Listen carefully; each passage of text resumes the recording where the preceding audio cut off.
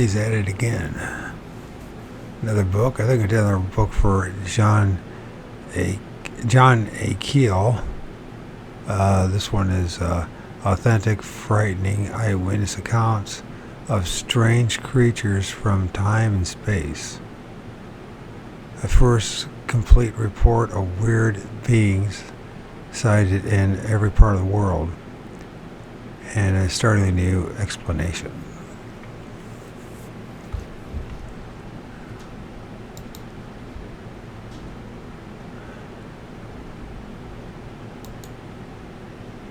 About the author, John A. Keel has been a spur of weird ones,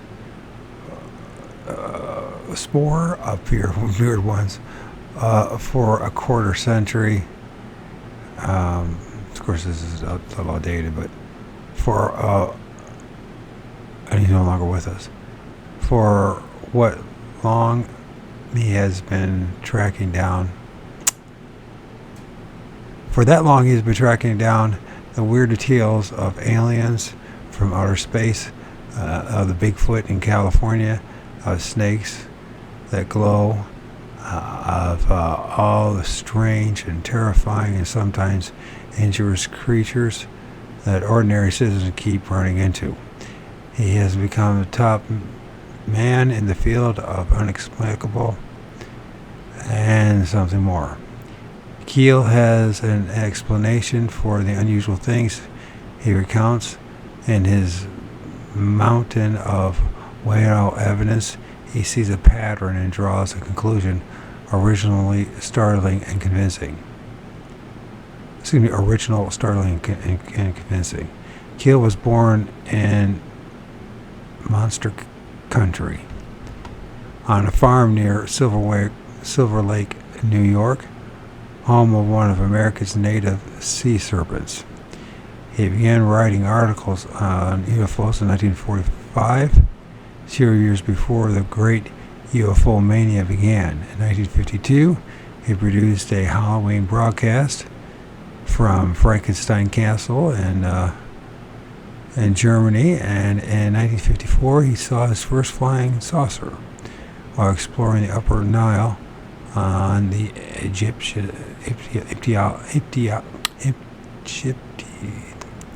Egyptology kick.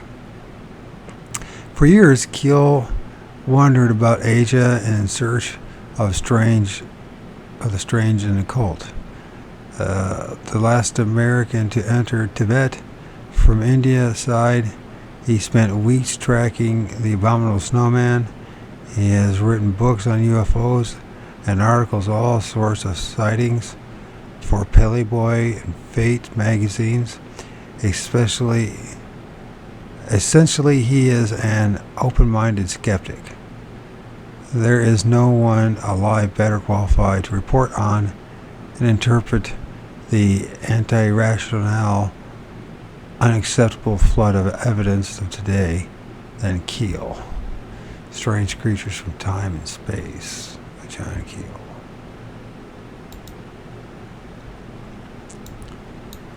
And it looks like this is this book is gratefully dedicated to Ivan S. Sanderson, who has spent his lifetime bringing sanity to hitherto insane subjects. He graciously permitted us to quote extensively from his books: Abominable Snowman, The Legend Come to Life, and Uninvited Visitors. Mr. Charles Bowman, editor of Flying Saucer Review, allows us to quote from his magazine and from his book Humanoids in 1969. Context.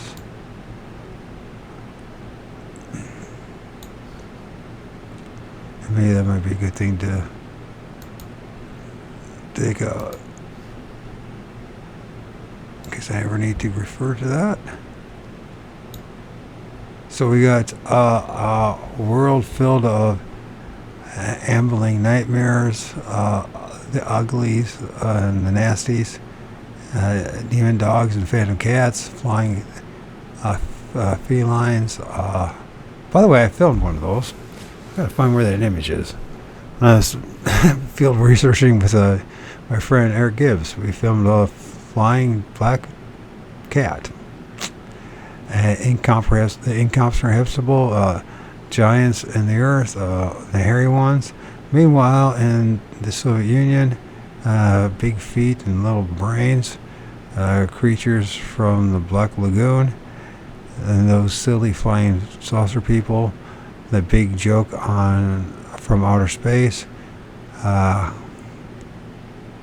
cattle rustlers from the skies, the grinding man, bedroom invaders, wing weirdos, and man birds.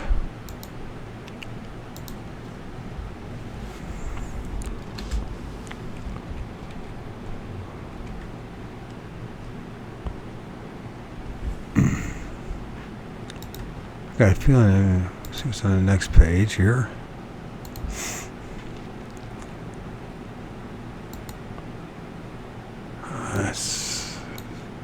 He just seems to be his MO. He likes to have about close to 24 chapters.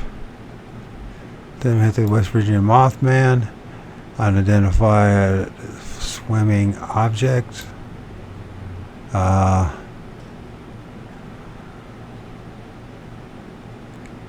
So Scoliophis Atlanticus, the great serpent, sea serpent of Silver Lake, New York, the yellow submarine caper, and something else, organizations and publications.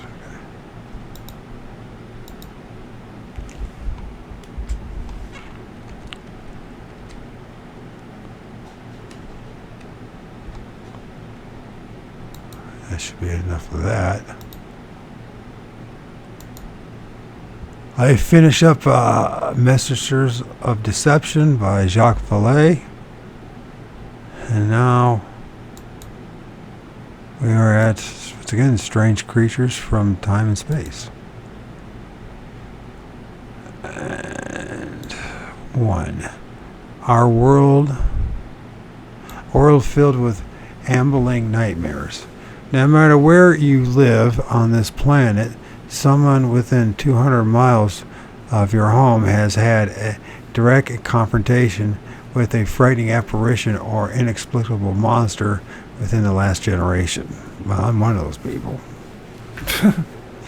Perhaps it was even your cousin or your next door neighbor.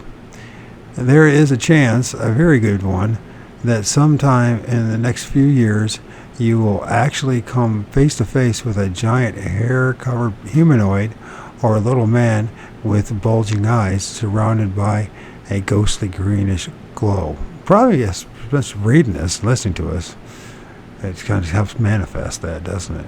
An almost infinite variety of known and unknown creatures thrive on this mud ball and appear regularly year after year.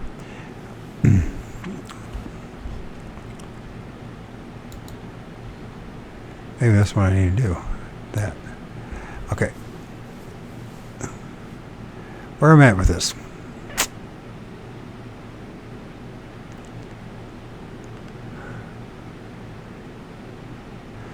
Okay, year after year, century after century. Let's just start from the beginning of the chapter, the verse, the paragraph. An almost infinite variety of known and unknown creatures thrive on this mud ball and appear regularly year after year, century after century. Uncounted millions of people have been terrified by their unexpected appearances in isolated forests, deserted highways, and even in the quiet back streets of heavily populated cities. Whole countries have been seized by monster mania, with every available man joining armed posses to beat the brushes in search of the unbelievable somethings that have killed herds of cows and slaughtered dogs and horses. Over the past 100 years, thousands of intriguing human interest items have appeared in newspapers all over the world describing incredible encounters with awesome creatures unknown to science. And can all these things be hoaxes and journalistic jokes? Can we believe that the major wire services, whose very existence depends on their reliability, employ men to concoct and circulate irresponsible tales about hairy giants and helmeted pygmies stepping from circular flying machines? Can we conclude that the millions of badly frightened people who have reported such encounters to the local police and authorities are merely pathological liars and lunatics? You could if you wanted to. And you certainly have no reason to trust the mainstream media for anything. They've demonstrated that wholeheartedly, that they're about as reliable as a sunny day in this time of year in late November. We got Thanksgiving coming up, and I got much to be thankful for. To be honest, I don't think we'll even do anything with Thanksgiving. So, as usual, we'll be spending the holidays with anybody. Don't have any money to buy anybody any presents, and no one's invited me to join any of their parties. So, another day, another year, another day, another moment for me. We know that our little planet is infested with remarkable animals and insects that defy common sense. Have you ever considered the total absurdity of the giraffe, or the insane rodent, the lemming, and swarms of which periodically march across miles of ice in the Arctic to drown themselves in the sea? Scientists had a good laugh in 1856 when Paul de Chailloux returned from the Congo and described his encounter with a hairy giant. He stood about a dozen yards from us and was a sight I think I shall never forget. Du Chailloux reported nearly 6 feet high, with immense body and huge chest and great muscular arms with fiercely glaring, large, deep gray eyes. He stood there and beat his breast with his huge fists till it resounded like a immense bass drum. We know now that de Chailloux was the first white man to meet a gorilla in Africa. Gorillas did not exist in 1856 simply because the desk-bound scientists of London and Paris said they did not exist. People are still seeing things that do not exist scientifically.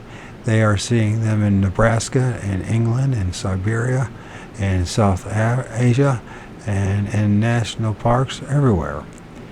A Reuters dispatch from Malaysia in August 15, 1966 reported that an ape 20 feet tall was on the loose. The residents of the little village of Segamat were quoted in the Malay Mail as describing a shy, harmless giant who plundered about in the brushes, leaving huge 18-inch footprints in his wake. The report speculated that perhaps the giant ape was on the move because of the pressure of advancing civilization and the loss of feeding grounds. An ape 25 feet tall is a biological impossibility, but that does not mean that one cannot exist. Berwick, Nova Scotia, sound exotic and far away. Actually, it is on the Canadian Peninsula lying just off the coast of Maine. In April of 1969, a giant 18-foot tall figure was seen by many residents on the outskirts of a little town in Annapolis Valley, according to the Evening Post. It was allegedly a tall, very dark form, seen striding about the landscape at a speed of about 20 miles per hour. After the initial witnesses reported the phantom. As it became known, the local police had assigned 2 cars in the area to control the bumper-to-bumper traffic.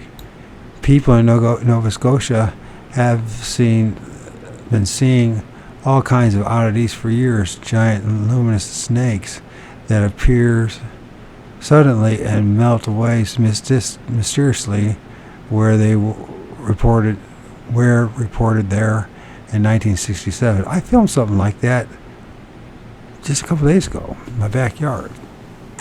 I didn't get a full image of it, but it's like a manifestation. It has almost that kind of look to it. I thought some other things too that still just look like reptiles, or the Kermit the Frog, of all things. These things are erratics and anomalies, and they have been entertaining us for years, and their appearance have spawned all kinds of cults and crackpotologies, ranging from angelology, the study of frequent appearances of angels, to ufology, the study of flying saucers. Since 1896, a spectacular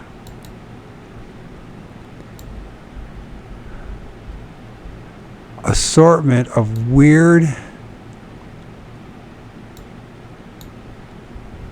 apparitions have been dropping out of the sky to plague us. A nude giant paid a visit in Michigan in 1897. According to the newspapers of the period, when a farmer tried to move in for a closer look, the creatures lashed out with his giant foot and broke the old man's ribs. In the past 20 years, South America has been infested with beings ranging from 8 feet giants with single eyes in the middle of their foreheads to little man-shaped things only 2 feet tall. Cyclopean giants have also reportedly been seen in the state of Oregon.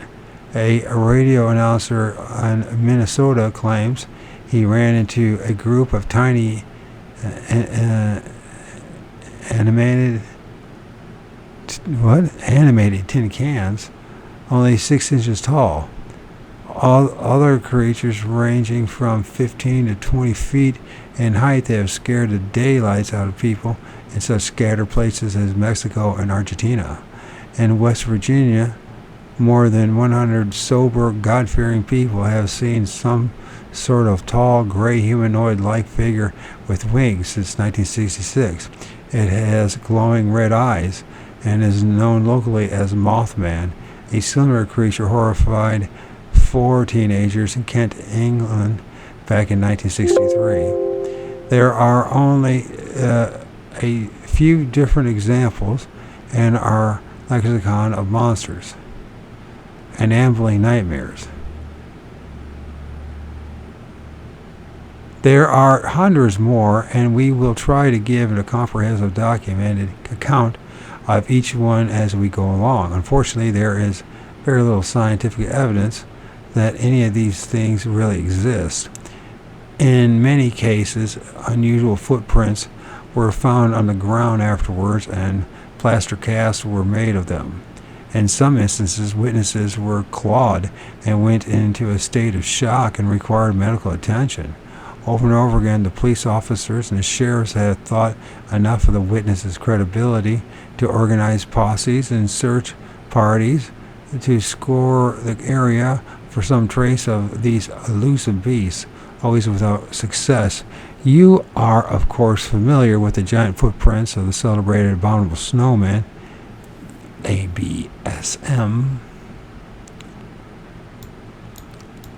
of the Himalayas, which have been seen and photographed by numerous mountain climbing expeditions.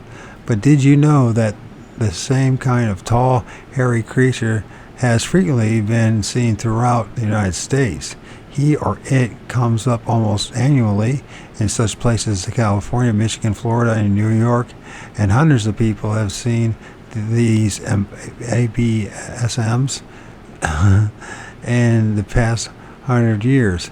All their descriptions tally. The reliability of most of these people is beyond question. We have personally investigated many of the cases in this book and have talked into the witnesses for hours on end, probing for discrepancies in their stories and trying to uncover emotional and psychological aberrations. And our study conclusion that the great majority of these people are telling the truth. Any one of them would make an exceptional and credible witness in the court of law if called upon to testify about a more mundane matter. We are not dealing with wild-eyed crackpots and publicity seekers. These are people very much like yourself, and contrary to the hard-boiled cynicism of the New York editors, most people are honest, and they are particularly truthful when trying to describe an unusual but possibly important event to police officers, newsmen, and scientific investigators. Many of these witnesses will be named in this book. They are real people. They exist. You can check them out if you wish, although by now most of them are weary of ridicule and nonsense that usually follows the act of reporting an unusual event. Skeptics who have had no newspaper experience usually try to make the issue out of the reliability of the newspaper reports. We grew up in the newspaper business and have been involved in journalism all our life. The newsmen are trained in a hard school, and total objectivity becomes a part of their lifestyle. Most newspaper reports are very reliable. We personally have had an opportunity to check out many newspaper clippings by visiting the scenes and talking directly to witnesses. Often we found that the local newspapers had actually protected the witnesses by playing down and deleting altogether the more incredible aspects of the story. This means that many of their newspaper accounts offer only a superficial description of the event, and an in-depth, on-the-spot investigation is necessary to uncover all the details. So we are not going to dwell on the false issues of reliability of this book. Rather, we are going to try to assemble and present available facts on these bizarre situations. As you go along, you will begin to note that there are striking correlations and similarities in many of these stories. No matter where or when they occurred, the smaller details become the most significant. Identical happenings have been reported in France, Brazil, and Ohio. I live in Ohio. It's nice to have two major encounters with said Bigfoot. And multiple sightings of him in 2017 and part of 18 until I stopped looking. And then this past year, I started filming again. And I started filming things, but I didn't see what I was filming, but I filmed stuff. Whether you believe it or not, that's up to you. It's not really all that important, I guess, in the end of the day.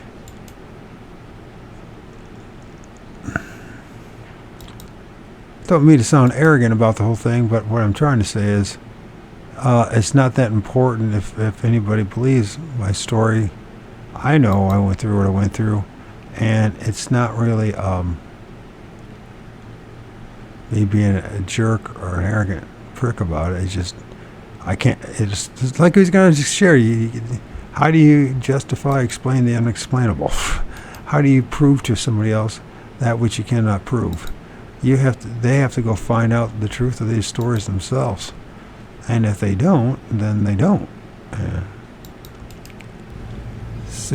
you can't blame them for it, right? I mean, people have to go to work, they have to take care of their daily business, Some people have parents and they got to take care of their What family. else could they be? We're all limited in all sorts of resources. And so, All right, get back into this reading. and then you end up having an experience like I have had. And which, by the way, That was rather strange. I've had some, it's, oh, I'm sorry, I'm just distracted here. I'm clearing up my... okay, I'm going to start on the reading. Okay. Where was that in all this when I lost track of everything?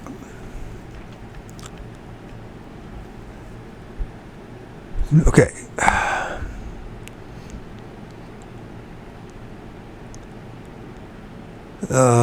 We did read this. It was so that yet there are stories are widely circulating beyond the areas of its origin. If all these people are liars, then we had better launch a psychiatric program to determine how so many far-flung liars are able to come up with the same significant correlating details in their lies.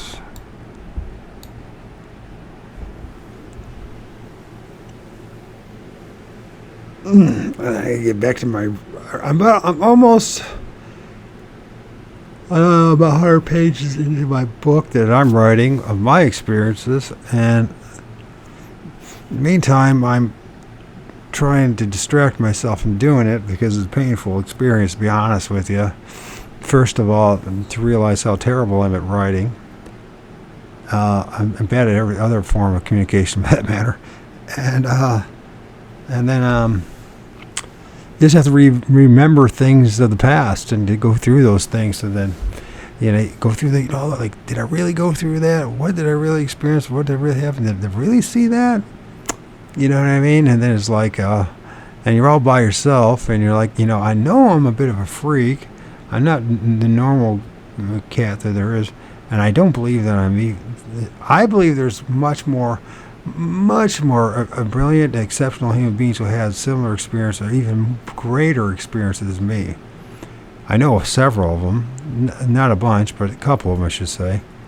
And for me to go through this stuff, as mundane and boring as my existence is, and it truly is that, it's more about a quest, a journey, exploration, to try and answer the question that everyone else has. Why are we here? Why are we going through the shit that we're going through? What's after this life? Was there something before this life? What are those things that I saw when I was standing next to Crow Indian Medicine Man? And what was that thing that zipped across the other side of this extreme, and what was that thing I saw in the sky? And I never was interested in any of this stuff until I started. I went out to disprove this stuff back in 2017, and I'm discovering that there's a whole lot of weirdness around us. In quotes, weirdness, because it's weird because we don't understand it. Even today, this book's probably written 50 years ago, and as usual, half a century, and I'm discovering that some of the best books to read are the ones that have been around for a while. Which makes me wonder, why am I doing this and not reading something like more occult type books, but maybe I'll get to that. Maybe I'm just preparing myself to even do this stuff. I'm just forcing myself to do this because I really got nothing else better to do. As strange as that is, but I am stuck. I am been taken out of the game thanks to multiple sclerosis, so I can drive once in a while. My legs still, I don't know how long that's going to last. I'm in so much pain too. I'm just like, anyways, let's get back to this shit. Sorry for the language. On the other hand, there exists a large and vocal group of men who are unreliable and often irresponsible. God, man, you always find... I just found 2 new hoaxers in the Bigfoot community. I first of all, being belonging to the Bigfoot community means nothing to me at this point. Honestly, and I know it sounds like I'm being arrogant about it, but you have no idea who you're talking to. There's hoaxers, and there's liars, there's exploiters, there's con artists, there's criminals. and there's decent people. God-fearing people, or if that makes you decent or not, I don't know. And people that value integrity and being honest. It's all over. It's just like everywhere else. You just don't. It's a mixed bag, and it's so fortunate. I mean, it's like, what possesses a person to waste their time and energy and resources to fake like a Sasquatch, and throw over logs and everything and make videos? And is it simply just to get hits? To get the reason why I do what I do in my YouTube channels and that kind of stuff at this point is not to create a following or to make money, or although it'd be nice to get some donations once in a while to help pay for all this. But if it doesn't happen, it doesn't happen, right? I do this for my own sake. And a lot of people say, well, why waste your time doing this? Go learn how to be a do people's taxes or something else. You know what I mean? Like, listen, if I don't know what tomorrow brings for me, the way it's going with the MS stuff, why wouldn't I spend my energy time at this point searching the truth and the mysteries of life? You know what I mean? Why wouldn't I do it? This is the most logical thing to do.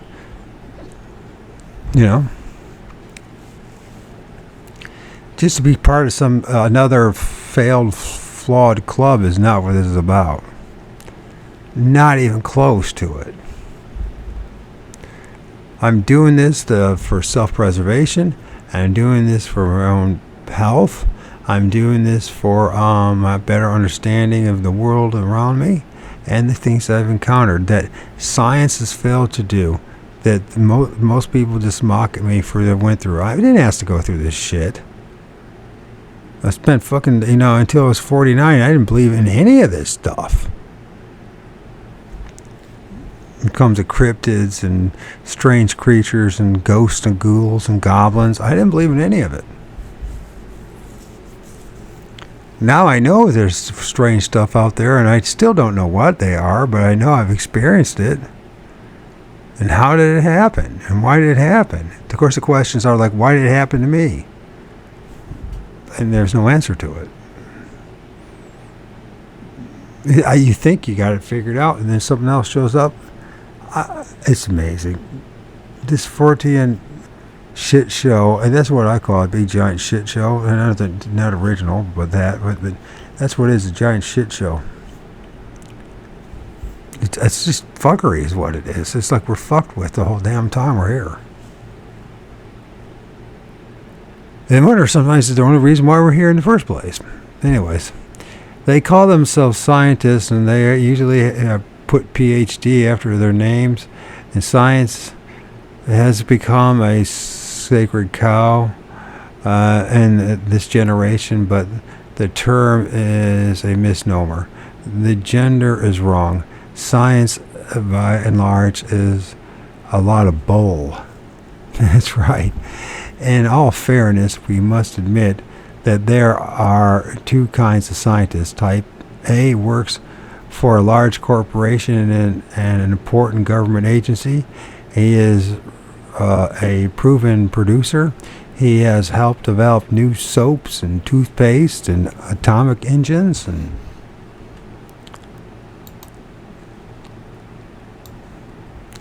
he is rarely quoted in the press, and in his spare time he writes scholarly papers that make a contribution to his chosen field. While he can have a large ego and other human feelings, he does not seek publicity, and his rare public statements are carefully worded and often make good sense. Type B is not a producer. He is actually a teacher at some university or small college. He is caught up in a vicious public or parish atmosphere of our educational system, and so he also grinds out reams of books and papers generally based on a systematic plagiarism of the works of Type A. He seeks publicity and is frequently seen placing his foot in his mouth. It is a common practice for newspapermen to call upon the nearest available authority when an unusual event occurs. If, for instance, a meteor flashes across the local skies, the reporter will phone the professor of astronomy at the nearest school. This professor will either talk off the top of his head, or he will scurry to his bookshelf and quote from the works of a Type A scientist. Much of the scientific rubbish you read in your daily newspapers comes from the mouth of Type B. Type A is usually too busy and too inaccessible and too smart to proliferate, to pontificate, to pontificate for the press. Obviously, I'm not one of those people. I never said I'm smart. I'm just doing this for my own health.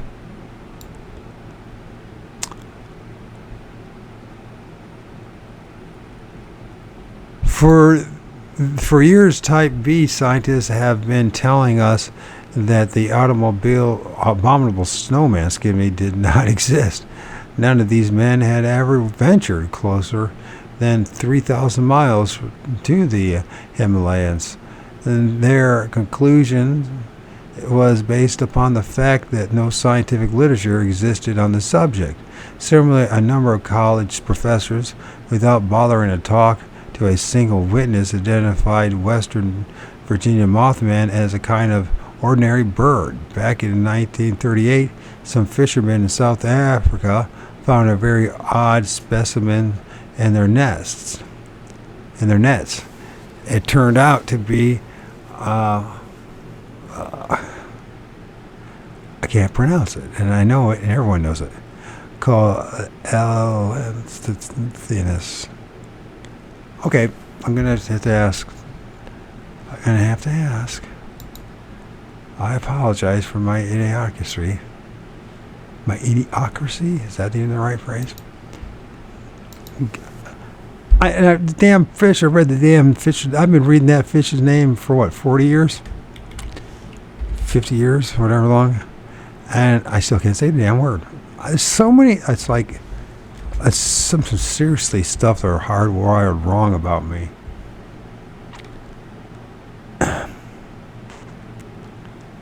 And I know you're saying it right now, the name, you go, Mike, stop being an idiot. And I'm like, dude, I can't help it.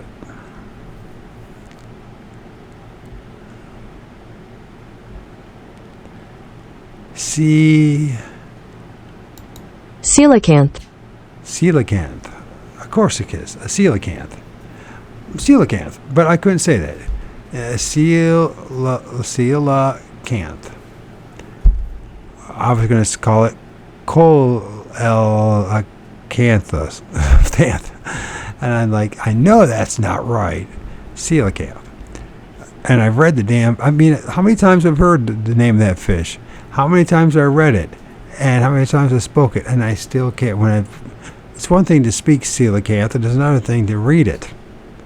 And for some reason, there's no commute.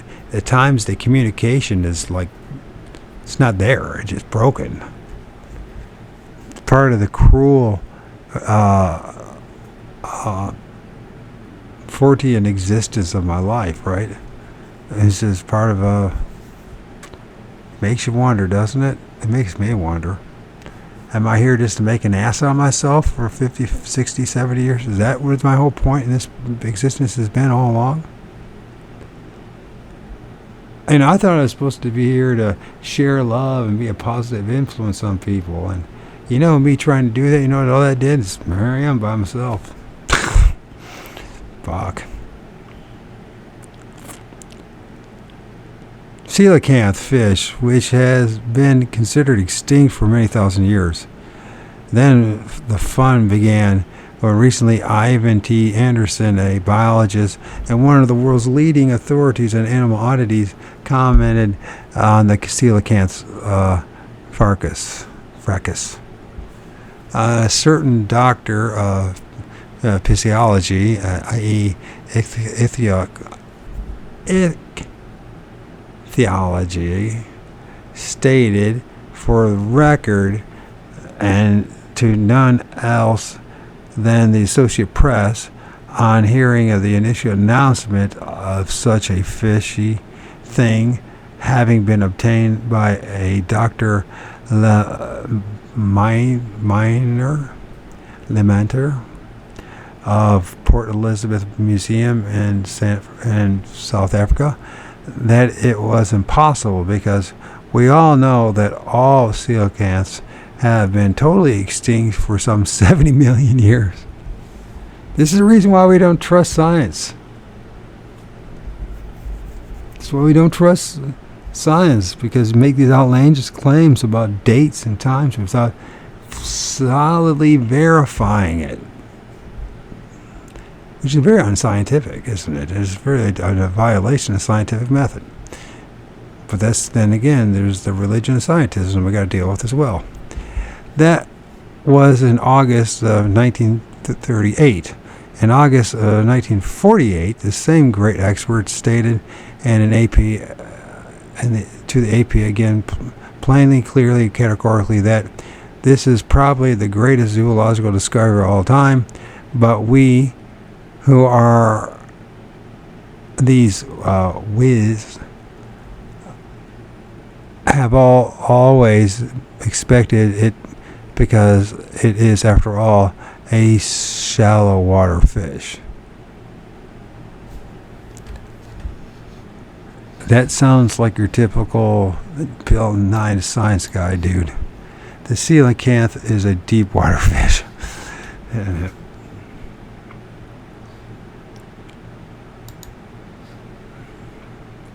Gotta try to be positive about things, right? Gotta fight the good fight regardless. You don't have to. That's what I want to do.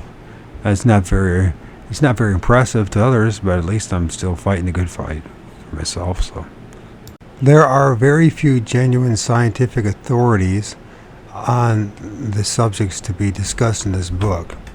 That is, authorities who have personally investigated and studied these various phenomena.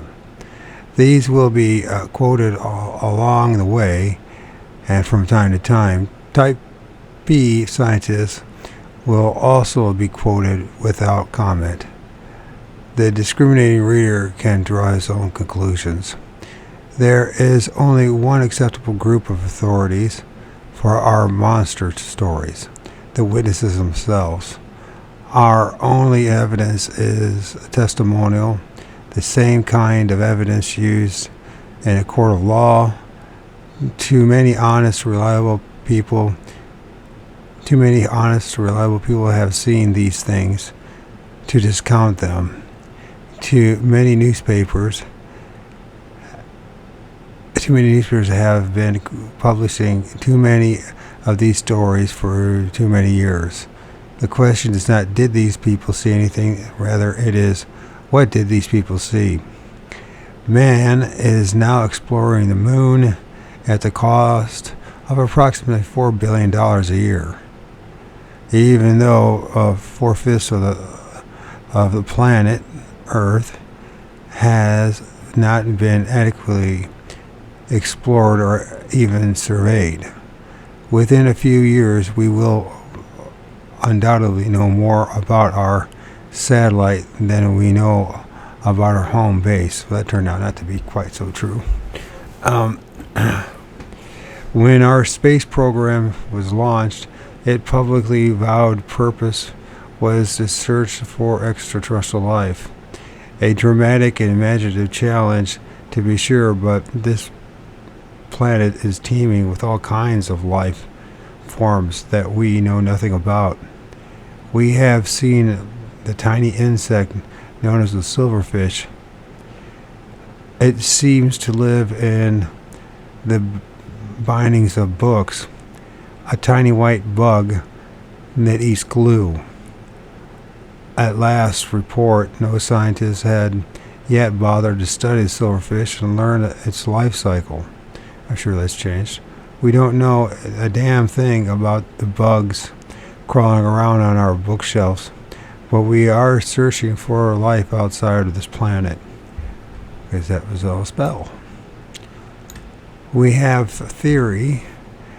It is not very scientific, but is based upon the known facts. These creatures and strange events tend to recur in the same areas year after year, even century after century. This in itself indicates that the creatures somehow live in those areas, which we call windows.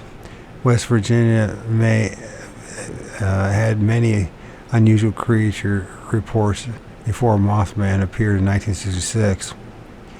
Either everyone in West Virginia is slap happy, a theory we vehemently contest since we have visited the state 5 times in the past 3 years, or else there is some place in the back hills where these things are hiding out. Our next fact makes the hideout theory unattainable. Possesses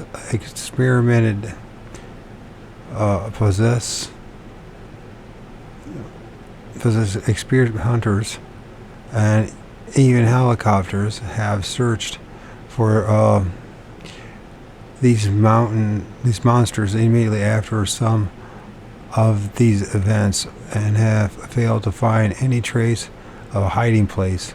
So where do they go? Mundane explanations do not seem to fit the known facts. We have to stretch our minds a bit and is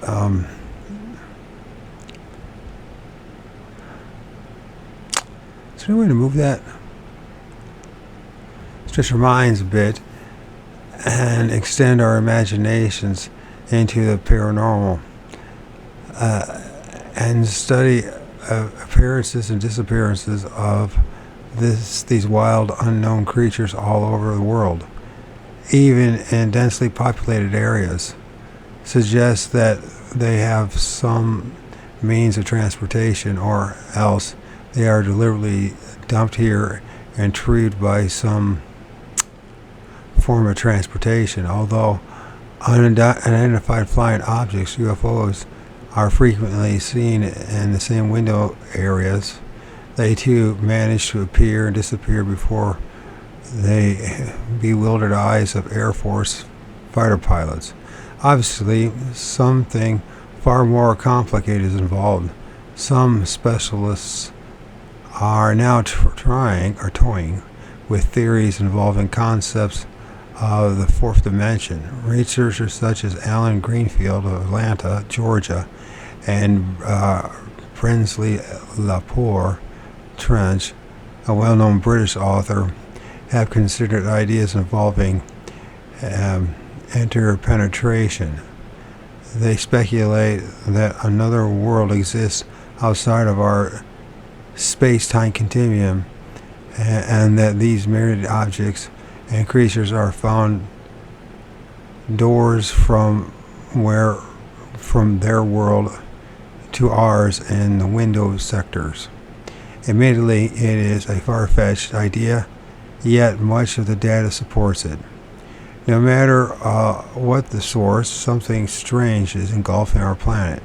It doesn't matter if these unbelievables are coming from some distant star or from the fourth dimension. They are here. They have been seen by many, and perhaps one day the Bronx Zoo will have a Mothman and or abominable snowman in cages next to the Komodo dragon. But until that day arrives, we must consider every possible and every explanation. Every possibility and every explanation. The ugly and the nasty. 2. Approximately 1 million head of cattle die each year from the bites of vampire bats in Central and South America, according to a research project financed by the United Nations and the Mexican government. The little bats carry and spread rabies. It is believed that at least 60 human beings have suffered from the disease in the last 15 years because of creatures' nocturnal blood lapping. Where did I get vaping from? I think vampire bats are among the more mundane monsters in our catalog of unbelievables.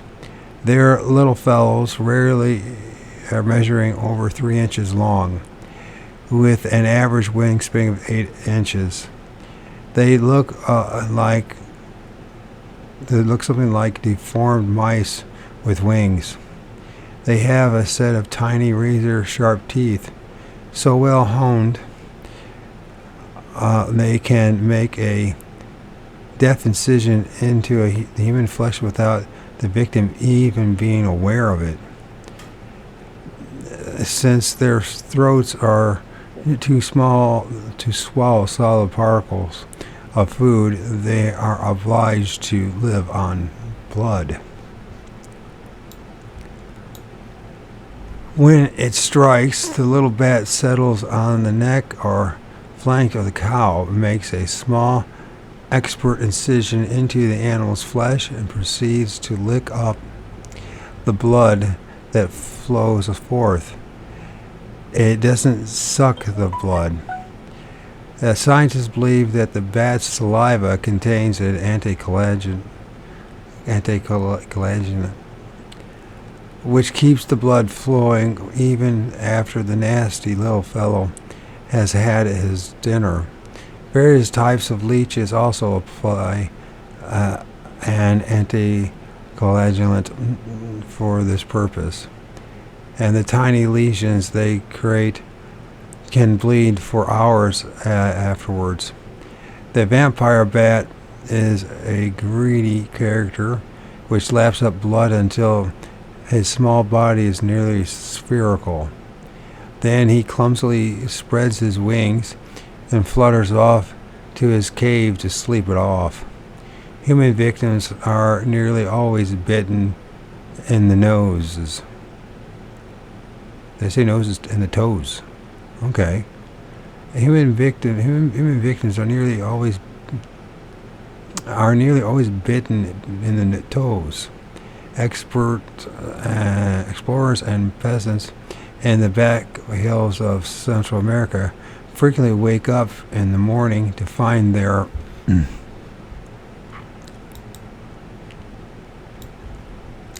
feet, which had been sticking out from under the sheets, if they were using sheets, covered with blood. It is very rare for the victim to actually feel the bat's presence. Usually the wound is completely painless. Occasionally the bats will take a nip out of other exposed parts of the body, arms, legs, but they seldom attack the human neck or face. Unconfirmed, uninvestigated rumors appear from time to time claiming that swarms of rabid bats have openly attacked villages and plantations, swarming over people like locusts and killing them and driving them mad. Well-known scientists and explorers, such as the late Dr. Raymond Lee Dittmeier of the American Museum of Natural History, have invaded the caves of vampire bats and brought back live specimens for study. So we know these things definitely exist. Some type B scientists speculate that the many vampire legends of Central Europe may have been spawned by an influx of vampire bats in the Middle Ages. However, those legends seem to be completely unrelated to tiny bats and deserve a separate study. Some 5,000 feet below the surface of the ocean, there lurks another tiny creature with a vampirous reputation. In their infinite wisdom, scientists have labeled it Vampiro Infernalis, the vampire of hell. This is a little black monstrosity above 2 inches long, with red eyes, an inch in diameter, a mouthful of sharp white teeth, 10 squirming tentacles, hundreds of glowing lights all over its minute body. It is a mollusk, distant relative of the fearsome octopus. Since it lives in the tremendous pressure of the great depths, we do not know much about its life cycle and habits, but it is clearly a miniature carnivore which probably gobbles up anything of comparable size that comes its way. Hundreds of these creatures have been caught by appalled fishermen, and Yale's Brigham Oceanographic Laboratory has studied them. The Vampyrotuchus infernalis is a minor example of the strange and infinite variety of life forms which exist hidden from the bottom of the oceans. Our splendid planet is seething with all kinds of strange animals and plants, and dire need of a good press agent. Some, like the renownable Goonie birds of the Pacific, cannot quite make up their mind what they are.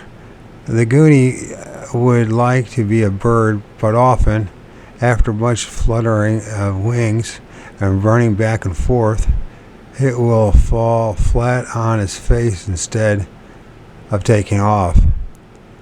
There are birds that can't fly at all, such as the ostrich and the penguin, and there are animals that can. The flying squirrel glides from tree to tree by spreading its membrane it has conveniently grown between its legs. Throughout Asia, there exists the osteoglypha, the flying snake. This character is 3 foot long and has the ability of flattening its ribs. It hides in a tree, and when a delicious-looking lizard strolls by underneath, it soars into space, spirals downward for dinner. It can glide a considerable distance. There are many other kinds of legendary snakes that do not actually exist, yet new stories about them crop up in every generation. One is the hoop snake, which, according to folklore, catches its tail in its mouth to form a circle or a hoop and rolls away from its enemy. Another popular non-existent snake is the milk snake. This is supposed to sneak up on cows and attach itself to the animal's udders to drink its fill. In a Latin book, the Bestiaria, the beast like diary, Bestiary, written in the 12th century, describes both of these. The hoop snake was called Amphibena, and the milk snake was identified as an Italian boa. Flying snakes were known in even earlier times and were labeled as Jaculus, Jacculus, Jaculus, like Dracula's, Jaculus. Dr. Dittmars, one of the world's greatest hepatologists, believed that the hoop snake myth was centered around the common milk snake, which has a habit of lying. How's this sound like? Hello?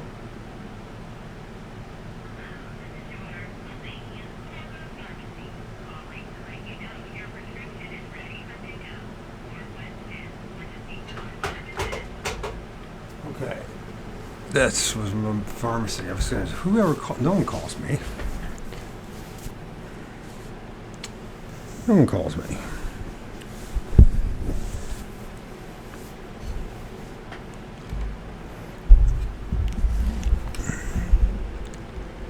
Where was that with all this stuff about snakes? Believes the hoop snake myth was centered around a common mud snake, which has a habit of lying in a half-coiled position in shallow water. I have sometimes mistaken these snakes for a bicycle tire thrown into a watery ditch. He noted in his definitive snakes of the world. Farmers in North America, lacking an Italian boa, have labeled the species of common harmless king snake the milk snake. Several years ago, we returned from the abominable snowman hunting expedition in India with a live two-headed snake among our souvenirs, somewhat to the consternation of the neighbors in our New York apartment building. The snake was a small sand boa, thin and blunt on both sides. The eyes and mouth were so ill-defined that it was very difficult to judge which was the end in the mouth when it's so ill-defined. Okay, they had the mouth. Okay, it was very difficult to judge the head and that which was the tail. The native Indians actually believe that a type of snake has a head on both ends and can travel in either direction. This particular specimen, was very lethargic, as most boas are, and a gentle, almost lovable creature. Snakes, incidentally, are not slimy to the touch. They are very dry, and the sand boa's skin was almost like crinkly cellophane. One hot summer day, it expired suddenly in our glass cage and received a funeral befitting of only two-headed snake in America. Befitting the only two-headed snake in America. India, of course, is filled with snake legends and snakes. Cobras are responsible for the deaths of over 1,000 people every year in Bombay alone. Like all snakes, cobras are deaf and pick up vibrations from the ground with an auditory nerves that run the length of their body. The ancient art of snake charming is based on showmanship and courage or stupidity. The snake charmer's flute is just a gimmick, and the inept way most charmers play instruments makes the snake a bit justifiable. The charmer waves the long flute back and forth as he puffs into it, and the cobra sways with it, actually trying to get the charmer's bare hands in the strike position. If the charmer pauses in his movements, the snake will lash out. What a way to make a living. The roster of nasties and uglies in the animal kingdom would not be complete without some mention of the arachnids. The arachnids. I'm sorry about this. I know these words and I spread it before. I just can't read it. Spiders and scorpions. Nearly everybody hates arachnids, even though most of them are harmless to human beings. There is something repugnant about little crawly, multi-legged insects that drives most housewives up the wall. A number of pseudoscientists have suggested that our fear of arachnids stems from some buried racial memory from some dark time when giant arachnids roamed the earth and menaced human beings. The Bible warns us in Revelations 9:10 of fearsome scorpions like beings rising out from the bowels of the earth, and they had tails like unto scorpions, and there were stings on their tails, and their power was to hurt men 5 months. And of course, he's talking about what happened in the siege in Jerusalem, and that's just metaphorical language. That's all that is. But people like to play around with this stuff, anyways, right? For whatever reason, the fear of these little insects runs deep and has always been with us.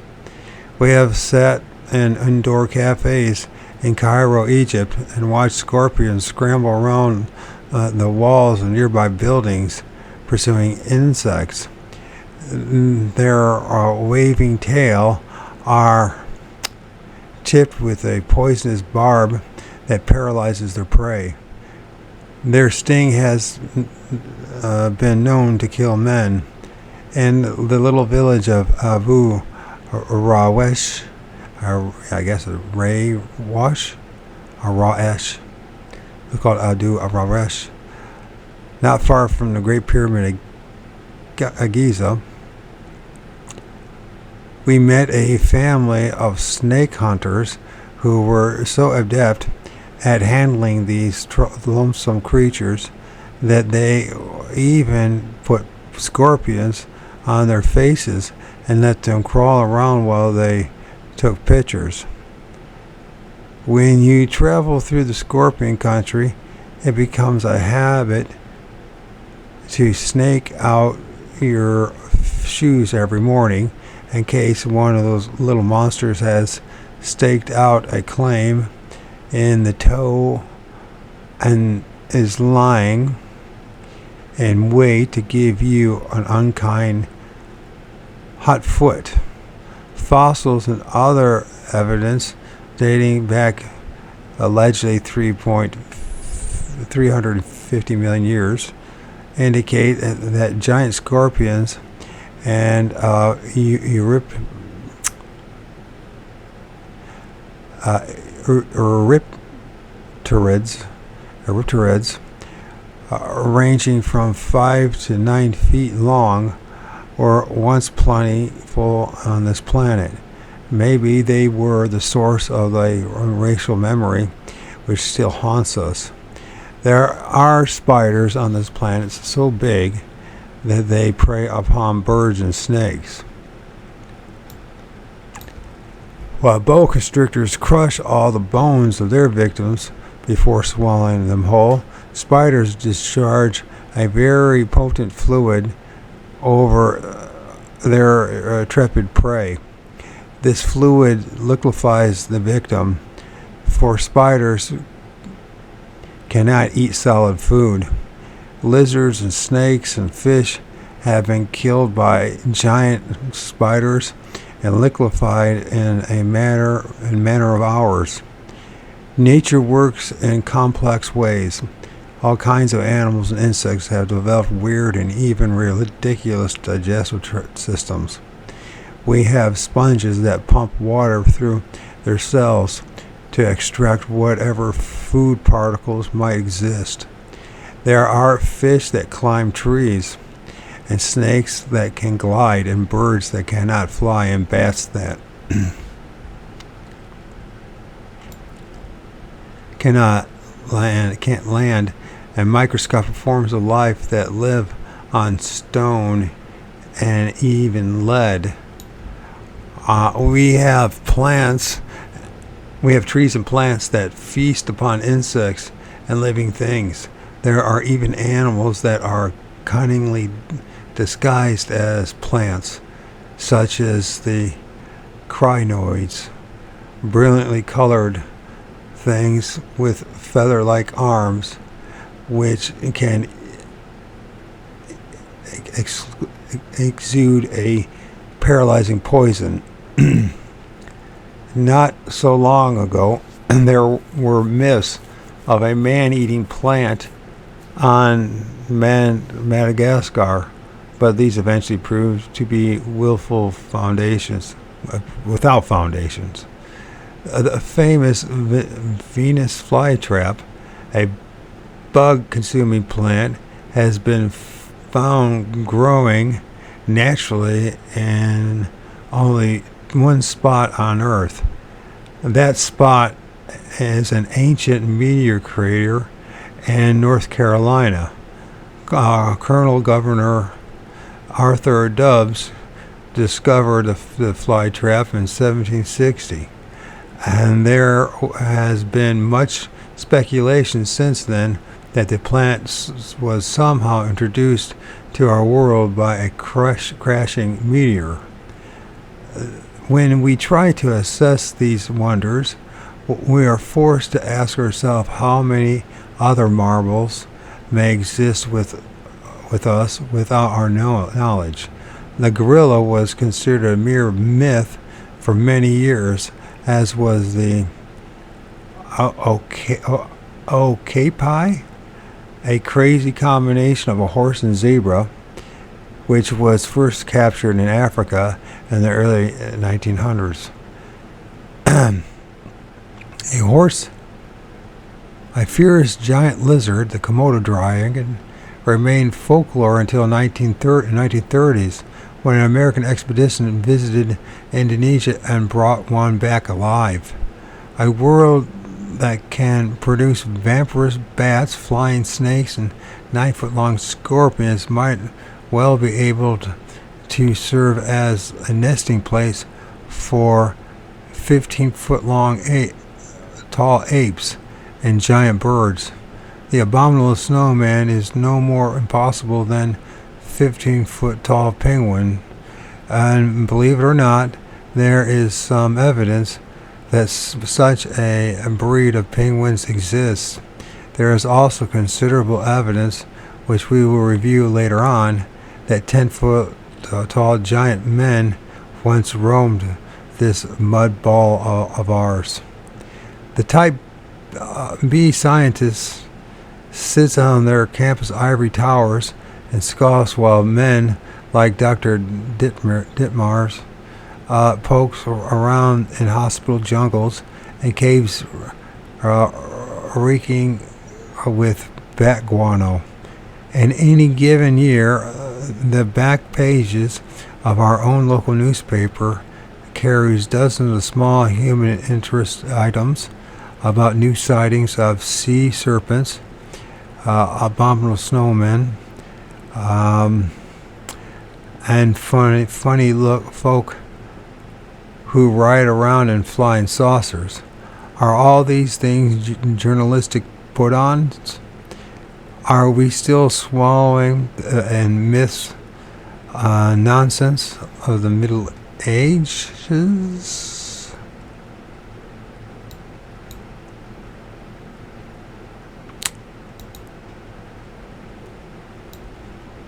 3. Lemon dogs and phantom cats. Huge dogs and cats of unknown origin have appeared and reappeared frequently all over the world, spreading terror and nurturing superstition in their wake. There are numerous documented accounts of these apparitions in medieval histories, but such events continue to persist in this day. England has suffered periodic outbreaks of these monsters, but so have the civilized, sophisticated climes of Connecticut and Michigan. In many of these instances, the creatures somehow materialize during violent thunderstorms. In 856 AD, a church in Tyre, Prussia, was suddenly invaded by a dog of immense size. During a storm which filled the place with such darkness that members of the congregation could hardly see each other. The floor seemed to open, according to account on Annals Farcorum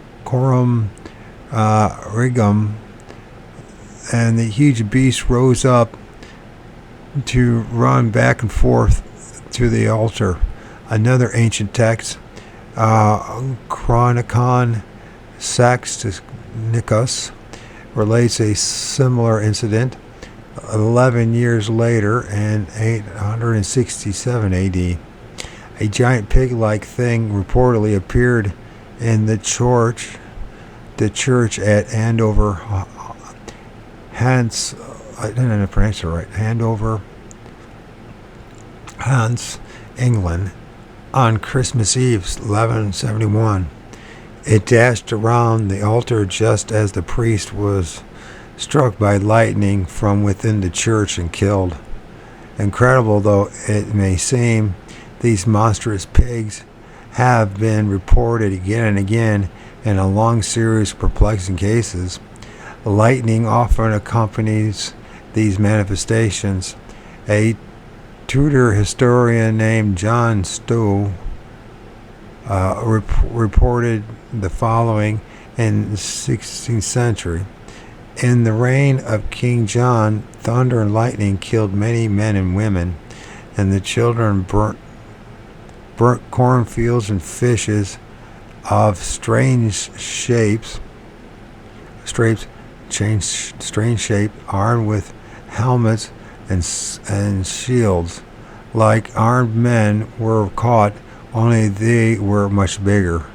Giant fish clad in armor. There's an unbelievable for you. Giant fish with armor. On August 4th in 1577, lightning struck a church in Blibborough, Suffolk. I guess is how you pronounce it. Although I did live in Suffolk, England, killing 2 people and injured several others. That same day, a thing like a black dog materialized in a church. It's always a church, and Bugay, England, causing some parishioners to die instantly. Meanwhile, several miles away in a church in Bithbor, a similar giant dog killed 2 men and a boy. The Bungay monster allegedly left behind deep claw marks in the church's masonry.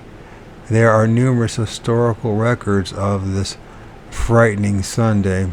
Freakish footprints have a way of turning up during these outlandish events. According to the chronicles of Abbot Ralph of Essex, I lived there too, in Essex,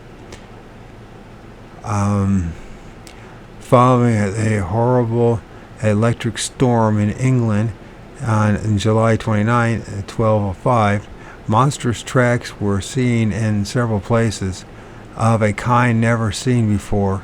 Men said that they were the prince of demons. Enormous prints were supposedly left behind by the huge flying black horse that thundered across York, England during a lightning storm in 1165. Abbot Ralph's account indicates that York experienced another rash of strange footprints in the year 1189 through 99.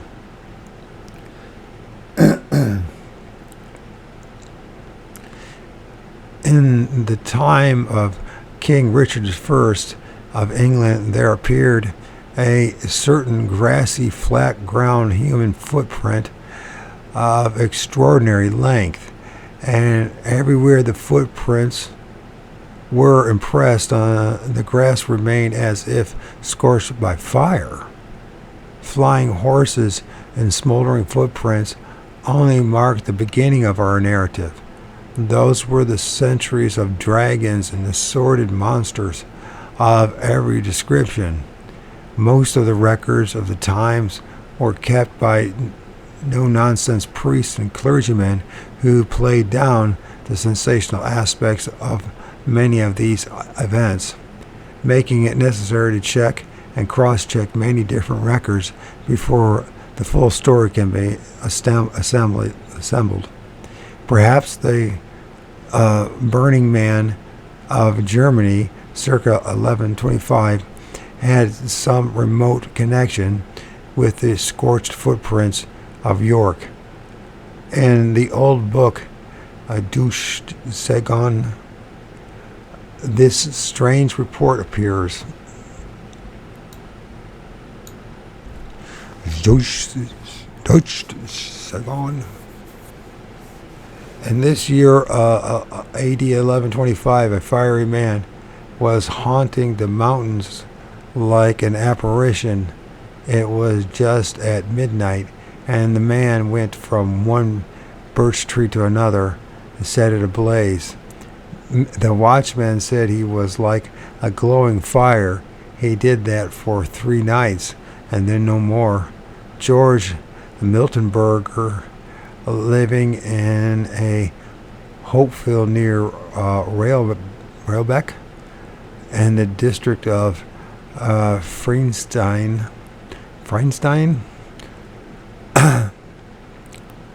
explained, on the first appearance on Sunday night between 11 and 12 o'clock, far from my house, I saw a man burning all over with fire.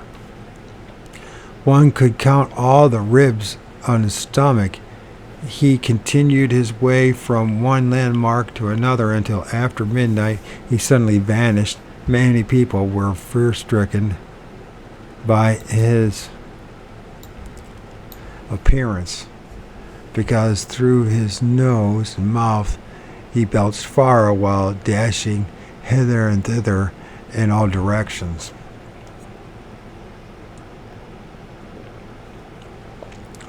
Another unbelievable had the poor taste to show up uninvited at the wedding of King Alexander of Scotland in 1293.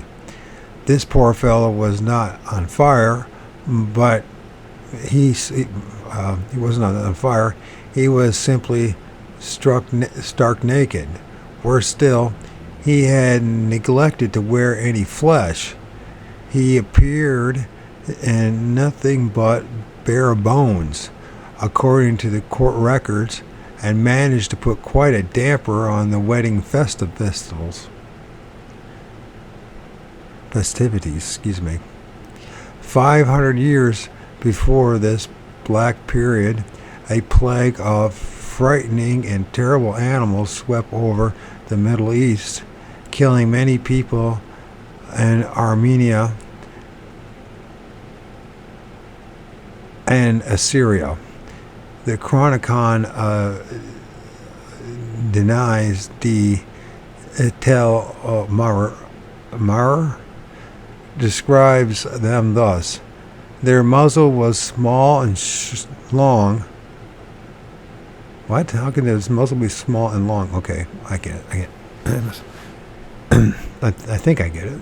They had great ears. Sounds like a dog, right? Or like a pig nose. Like those of a horse. They had, well, maybe I don't know what I'm talking about. Okay, the skin of their dorsal spine resembled the bristles of pigs and stuck straight up. It was said that these fearsome beasts easily outwitted and killed many men. They raided villages and carried off children. For some reason, dogs did not bark at them. The whole herd of goats and sheep were devoured by them. They ravaged hundreds of square miles of villages before they vanished forever. In Germany, during this same period, and this sounds to me like psychological, military psychological warfare.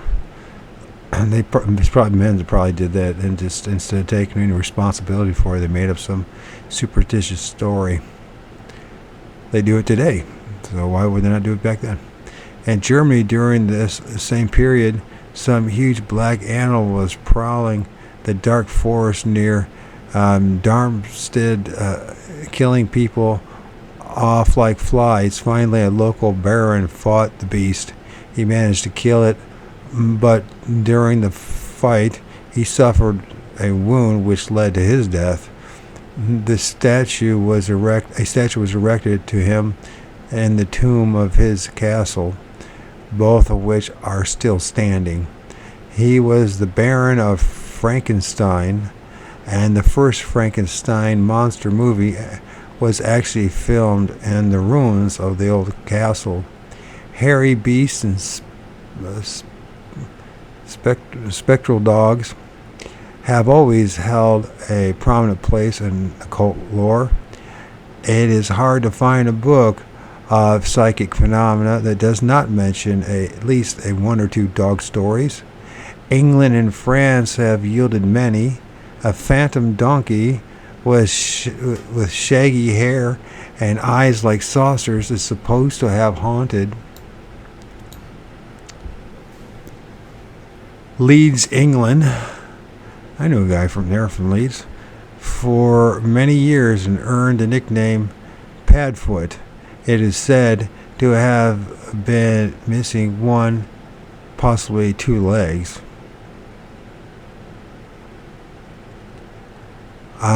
Tring, Hartford, England, was visited frequently by a spectral dog in the 19th century.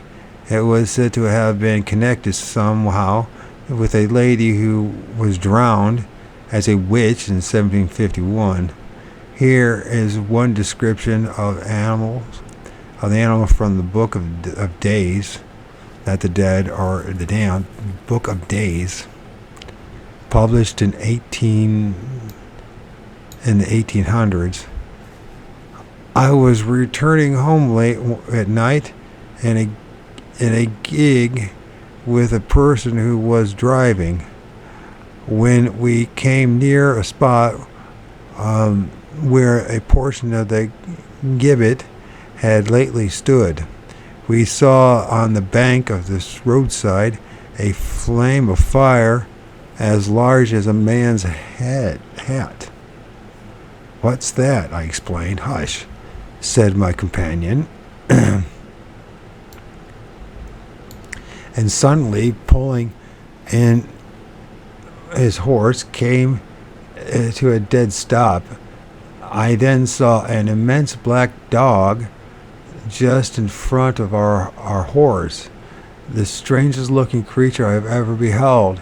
He was as big as a Newfoundland, but very gaunt, shaggy, with long ears and a tail, eyes like balls of fire, and large teeth, for he opened his mouth and seemed to grind at us. A few minutes, did I say and grin at us? In a few minutes, the dog disappeared, seeming to vanish like a shadow or to sink into the earth. We drove on over the spot where he had lain. White and black phantom horses have also appeared and disappeared mysteriously throughout history. Their heavy hoofbeats resounding late at night across dozens of countries. Often they carry eerie riders dressed in black capes with hoods drawn over their heads. Something wicked this way comes. Every century has produced almost countless monster tales. The 19th century was no exception. Something was busy killing sheep and cattle along the border between Scotland and England in 1810. Whatever it was, it nipped the animals' jugular veins and sucked out their blood, killing 8 to 10 animals a night. Mobs of angry farmers took up arms and searched the area without success. But that September, a dog was shot in the cornfield, and the killing reportedly stopped. A vampire dog? But wait, there's more.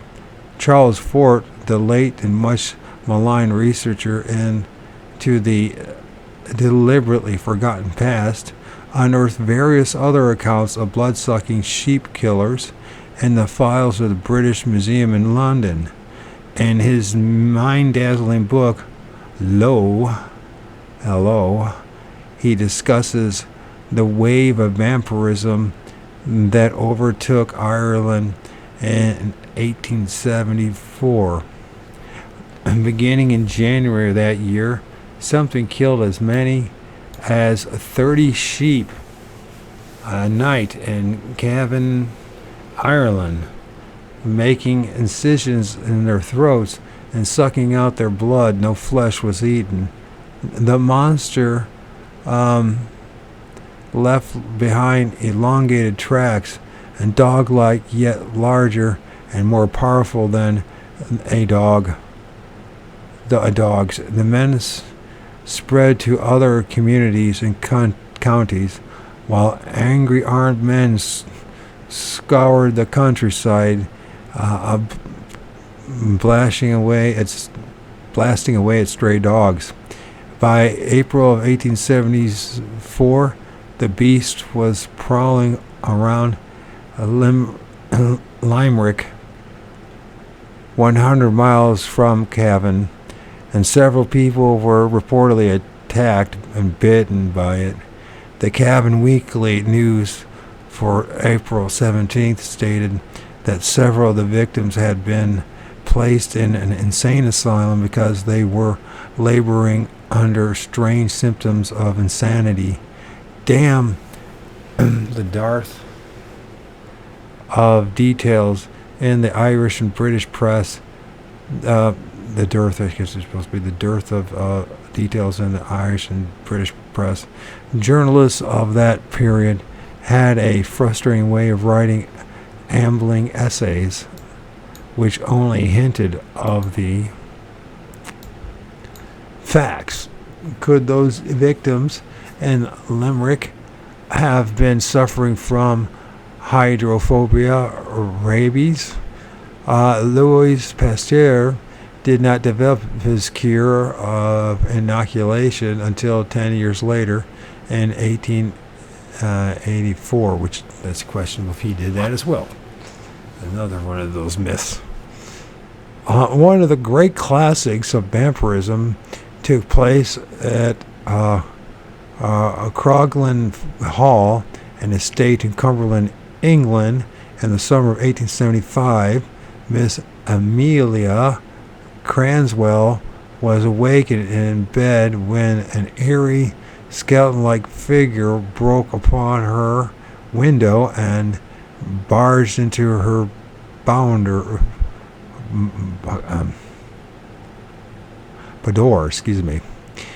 into her boudoir. Her screams alerted her two brothers, Edward and Michael, who broke down a locked door to reach her. They found her unconscious with blood pouring from wounds in her throat and shoulders. They saw a figure lopping across the lawn outside and pursued it, but it got away. Other women in the neighborhood reported similar attacks by a grisly, bony apparition. The senseless wave of sheep killings also took place in Cumberland County and was repeated throughout England. Years later, in 1905, the mysterious marauders were on the prowl again, this time near Badminton, England. Dogs were shot. The sheep killing continued sporadically. Posses of,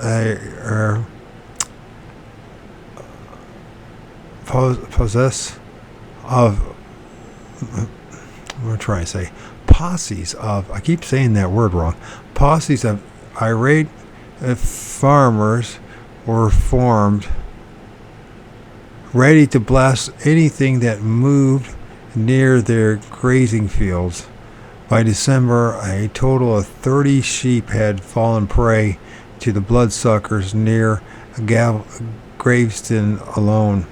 Gravesend, that's what it is. I've been to Gravesend. Gravesend alone. A police sergeant in Gloucestershire, talking to a reporter from a London Daily Mail, remarked, "I have seen 2 of the carcasses myself and can say definitely that it is impossible for it to be the work of a dog. Dogs are not vampires and do not suck the blood of a sheep and leave the flesh alone untouched. Not a dog. What it is then? A bat? But an animal and human victims of this tiny vampire bats do not die immediately, even when infected with rabies, and the little bats can hardly drink them dry of blood. Furthermore, there were no known vampire bats in Europe. As for wolves, the last known wolf was killed in 1712 in Ireland." Then, as in all previous cases, the killing stopped and the monsters simply vanished. This is an important characteristic of these instances. These monsters appear for only a short time, are seen by many people, commit all kinds of outrageous acts, and then vanish without a trace.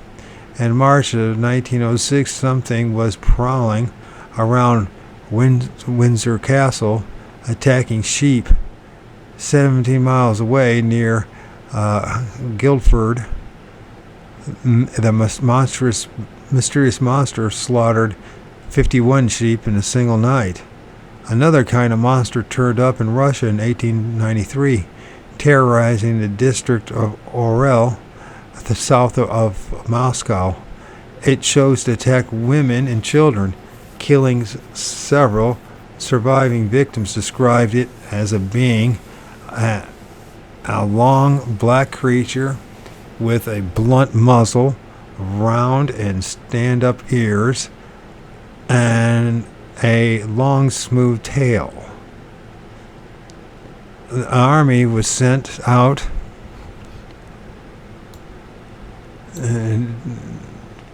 to track it down, beating the bushes and covering every square inch of ground in the affected area.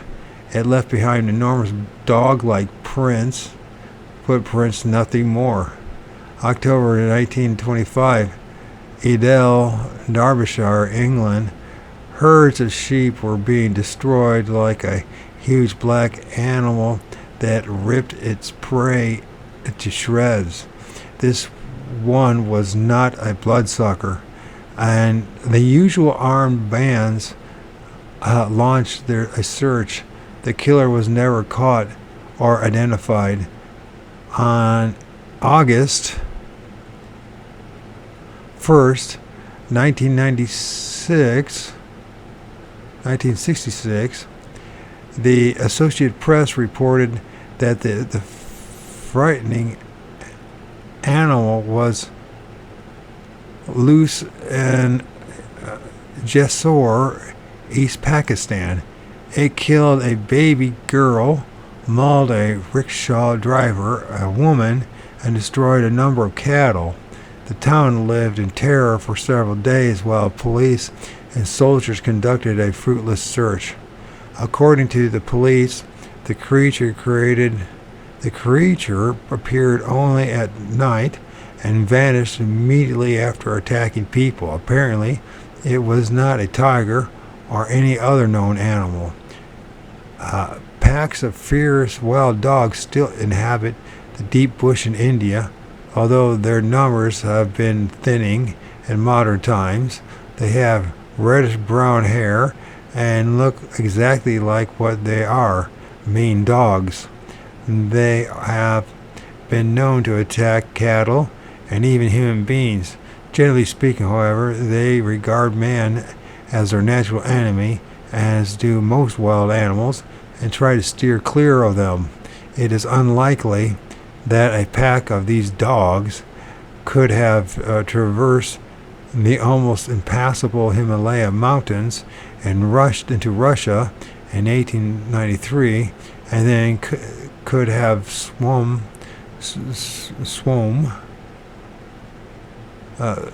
to England to feast upon the king's sheep. No, something else is abroad here.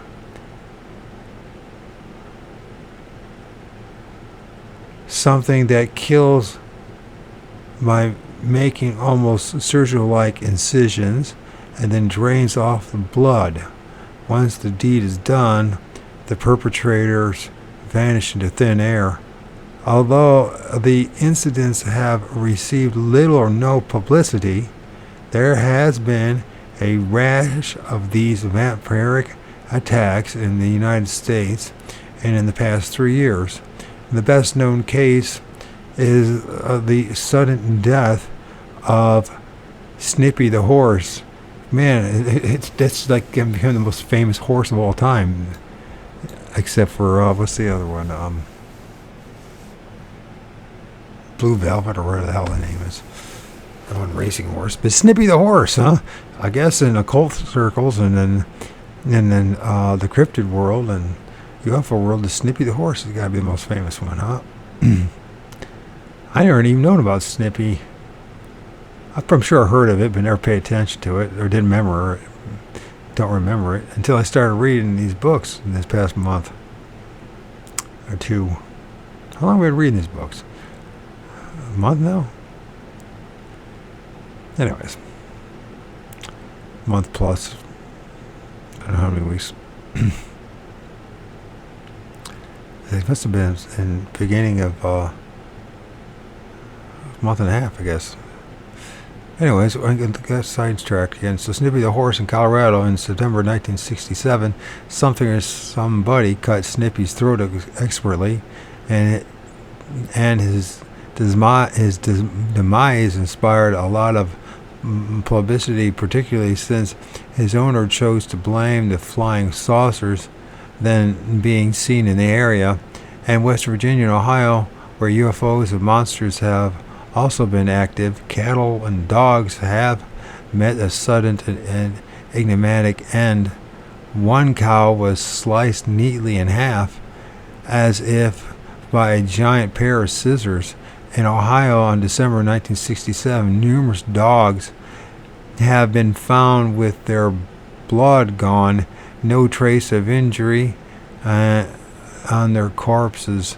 Probably events of this sort have been occurring regularly throughout history, but only those which inspire large panic have received any notoriety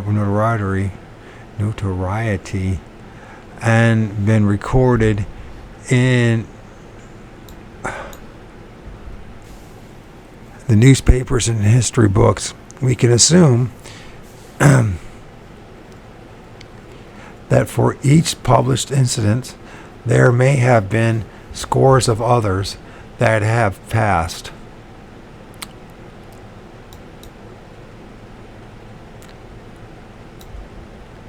Unnoticed and are now totally forgotten. The history and folklore of almost every country in the world, extending back to ancient times and filled with stories of monstrous hairy creatures who attacked and slaughtered domestic animals and human beings and then managed to elude armies of pursuers. These incidences undoubtedly contributed to the massive unscientific literature on werewolves and animals which were actually evil human beings in magical disguises. There have, and this is something that's across the board too about this shape-shifting, shamans and medicine men, right?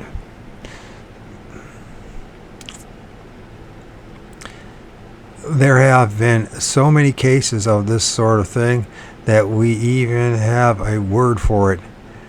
Lycanthropy.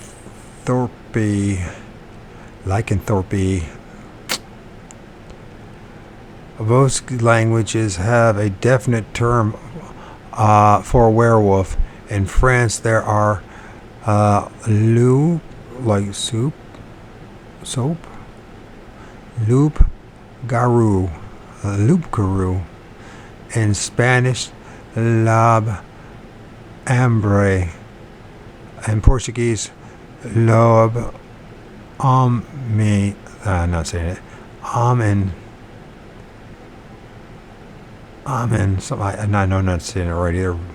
Anyways, wolves are nasty in any language. Fortunately, they are now extinct, or almost extinct. Fearsome packs of the marauding beasts are now quite rare, except for remote regions of northern Canada and obscure sections of the Soviet Union. And it's changed since then. But occasionally a wolf still turns up in the United States. Then, of course, since this book, they've reintroduced wolves in Michigan and the Yellowstone and all sorts of several other places, I should say.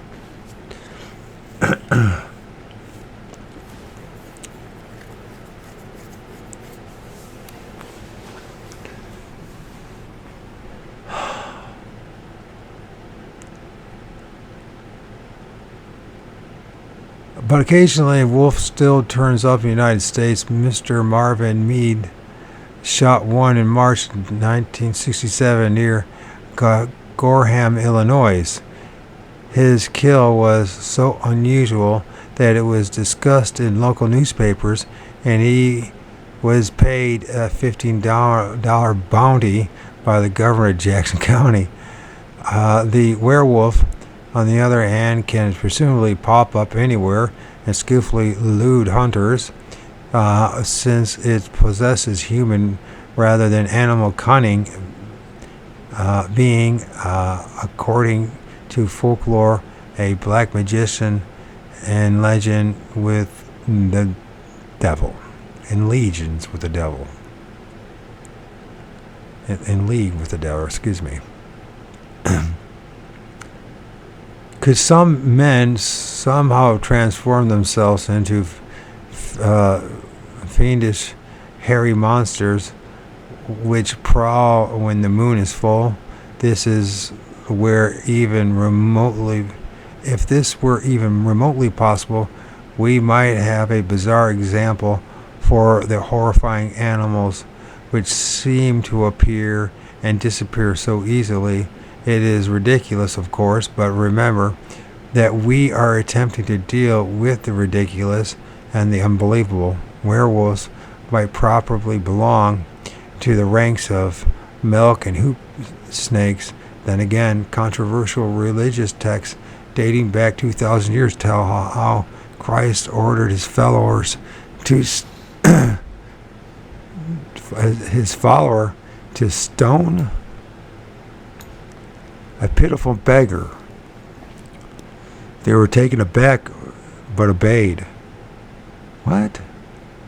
As their stones fell upon the wretch, he slowly changed into a loathsome, hairy beast with fiery red eyes, behaving like a devil in disguise.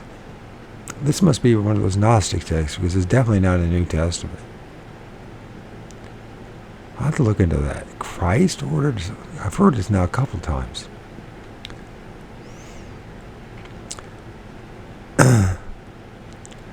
For 25 years, a gentleman named Peter Stubb allegedly terrorized the countryside in the 16th century Germany by donning a magical belt made of wolf skin given to him by the devil, who was apparently one of his few friends, transforming himself into a giant wolf.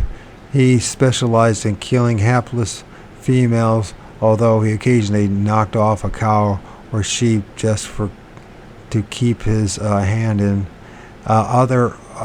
His own daughter had a child by him. What? Adding incest to his long list of crimes. And during one dull season, he killed and ate his own son. Finally, the agitated populace turned out with guns and dogs and tracked the monstrous wolf down.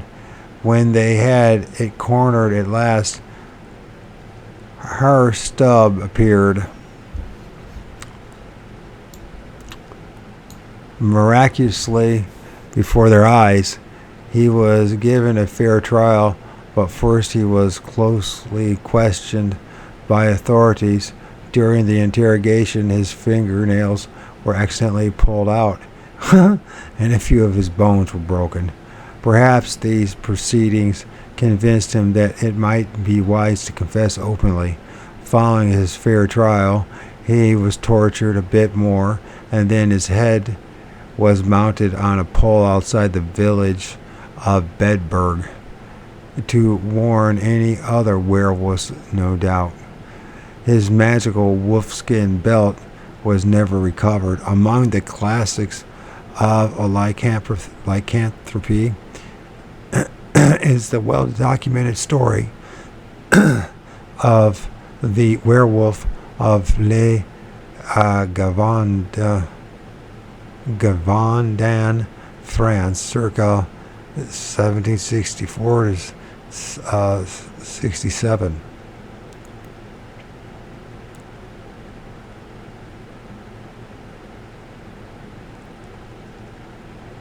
This beast walked like a man, but was covered with hair, had a snout like a pig, and pointed ears.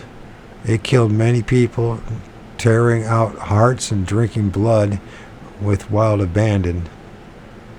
Children were several cities fell prey to it. A peasant farmer named Jean-Pierre Porchard was among the first to actually shoot at it. In September of 1764, he said he saw it sneaking up on his house, so he grabbed his rifle and blasted away, apparently without effect. The beast ran off. Mr. Porcher described it as being the size of a donkey, covered with hair, having something like a horseshoes on its feet, and it left behind a kind of hoof prints so often associated with the devil.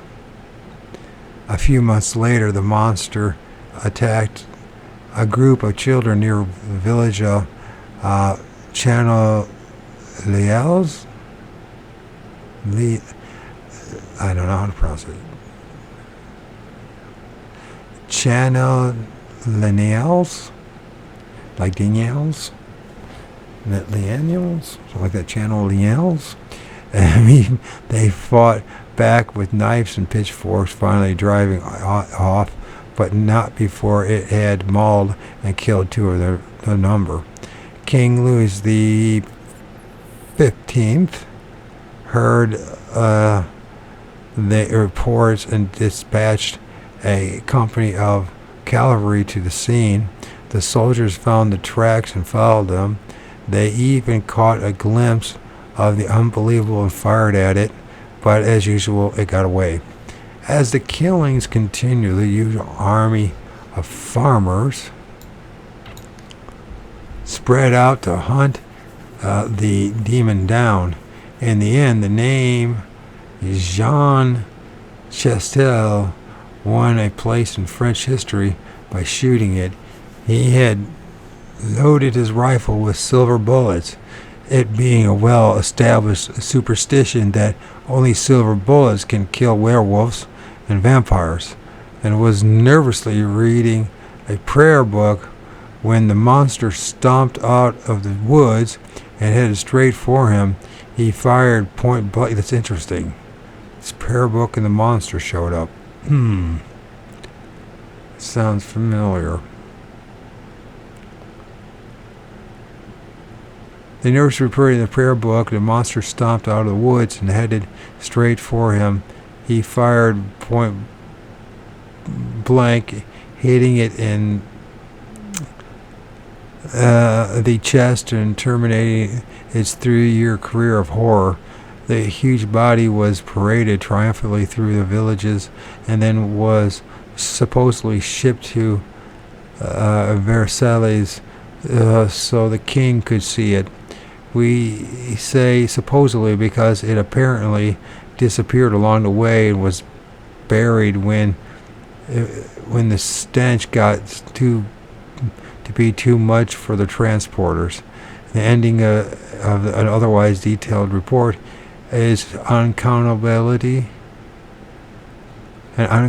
hazy, raising some speculation that the authorities were trying to hide something about its identity and final description. But what? Was the creature actually more like a man than an animal? We will never know. There are many books of lycanthropy, a number of which go to the trouble of explaining just how you can turn yourself into a werewolf. The great flaw most of these formulas is that you must smear yourself with a special witch's salve composed of almost unobtainable ingredients, and most of the werewolf stories seem of dubious origin, handed down from generation to generation in cheap pamphlets and little-known secret books.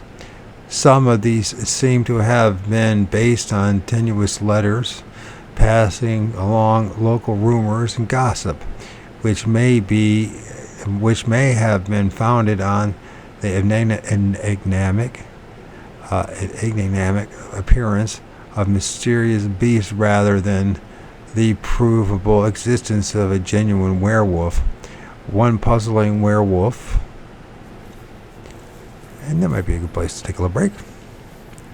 I think if prepared to, we got a show in a couple hours with JT. If I didn't schedule it wrong, which I wouldn't be surprised if I did. Anyways, my back's burning.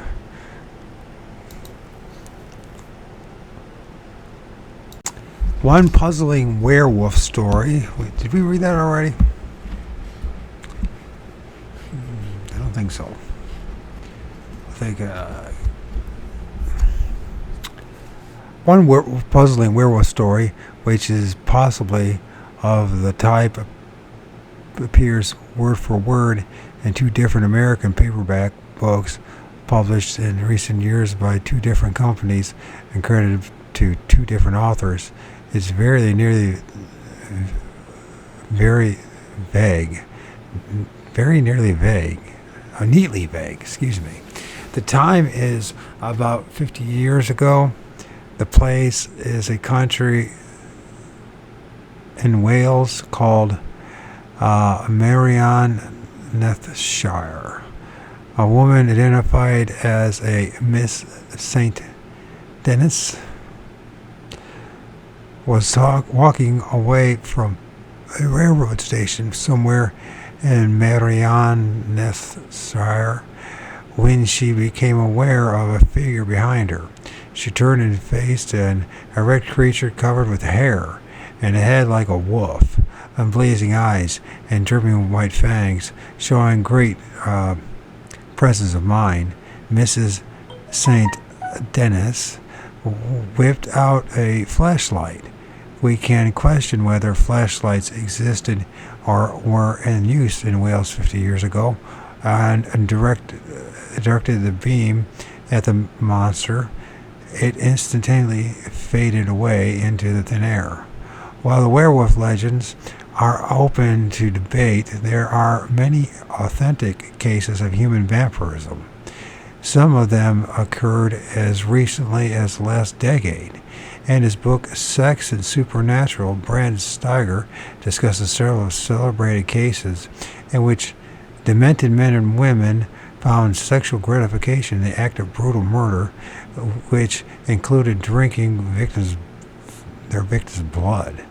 There have been numerous ghoulish affairs in which the pseudo-vampires drug up fresh graves and mutilated corpses or even ate them. And in their way, this unfortunate characters seem to have I've been obsessed with the same frightening appetites. Drove the leopard man to terrorize whole generations in West Africa. Appreciate appetites that would have sickened even the Marquis de Sade, or Sade.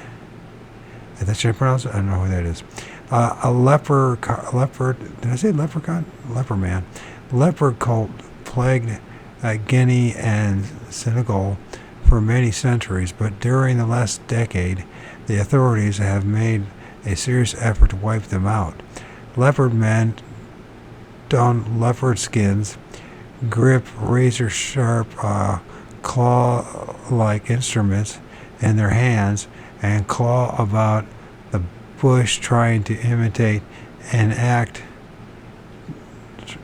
an appearance the animal after which the cult was named. Their victims, who are supposed to number in the thousands, look as if they had been mauled by a leopard. And in case you have never seen the animal kill, the leopard, like most big cats, attacks by gripping the human prey about the head and shoulders while its hind claws raise up and rake away at the stomach, disemboweling the victim. Human-eating tigers, who are usually injured or lame or thus unable to go after ordinary prey, prefer to pounce from behind, seizing the head and snapping spine in a single quick frenzy of movement. The African leopard man shares the commonly held primitive belief that they can draw upon the strength and spirit of wild animals by wearing their hides. The cult is also cannibalistic, and one of its initiation rites requires that the pleb must produce a member of his own family for dinner after the ceremony. What a way to get rid of your mother-in-law. The leopard cult was last heard from in early 1960s, and there have since been many changes in the countries affected by the cult, and perhaps they are no longer roasting their mother-in-laws but are sitting home and watching television instead. It is not likely that the leopard cult ever existed in England or France, nor would such a cult ruthlessly massacre 50 cattle and sheep in a single night. The real culprits are still at large. Ever so often, some newspaper describes how a time a polite little house cat suddenly turns into a ferocious monster, successfully drove off an unwary burglar who dared to invade his home grounds. Cats are odd little beasts, and they have managed to surround themselves with all kinds of legend and folklore. Cat cemeteries have been found in ancient Egypt. Beautiful, lovingly carved cat statues have been discovered in ancient tombs. Winged cats are depicted in ancient hieroglyphics. The cat was even deified and worshipped. During the Dark Ages, the cat acquired a somewhat more sinister reputation. Practitioners of witchcraft were alleged to have used the animal as familiars. The cat became a spy, sent to peer into windows and report back to the witch. It is said that the witches could call upon the little beast to perform all kinds of foul and ugly deeds. One of the most fascinating of these tales involves a lady who practiced vampirism in her spare time. Her name was Countess Elizabeth Bathory. So Countess Elizabeth Bathory. She lived in a charming old castle, and I don't know how to pronounce that. Hungary. It's Csejth. The Chesista, but I'm sure I'm not pronouncing it right. In the early 1600s, life was dull in Sejeta, so the Countess developed a unique little hobby. She would invite local peasant girls to the castle and entertain herself by stringing them up in the dining room, slicing open their arteries, and drinking their blood. After a few years of this, the local townspeople became rather annoyed and grumbled to the authorities.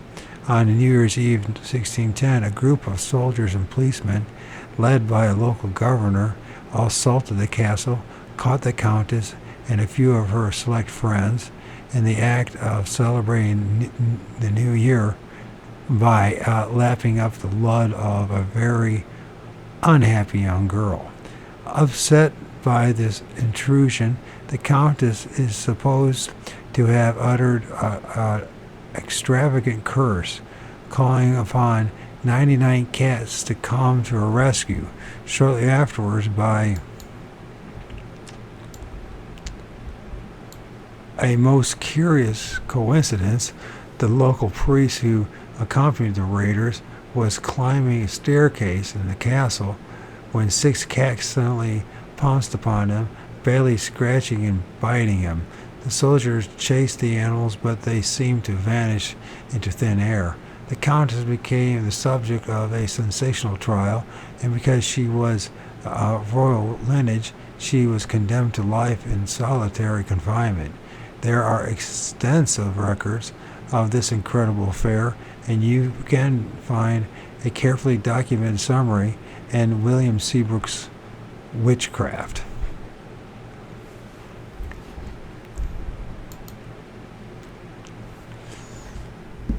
Let's see what happens there.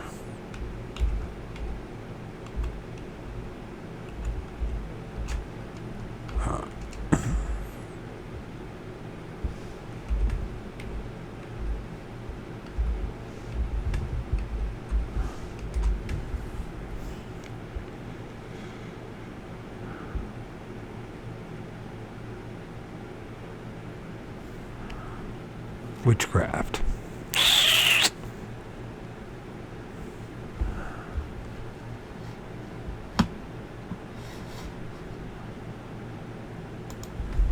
Let's see if I put, I wonder,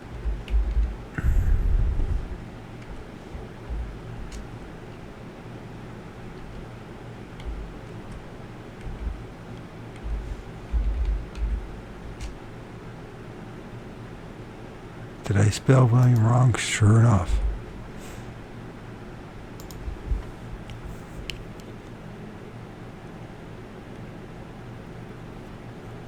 Looks like they have that too. There's a lot of stuff to read.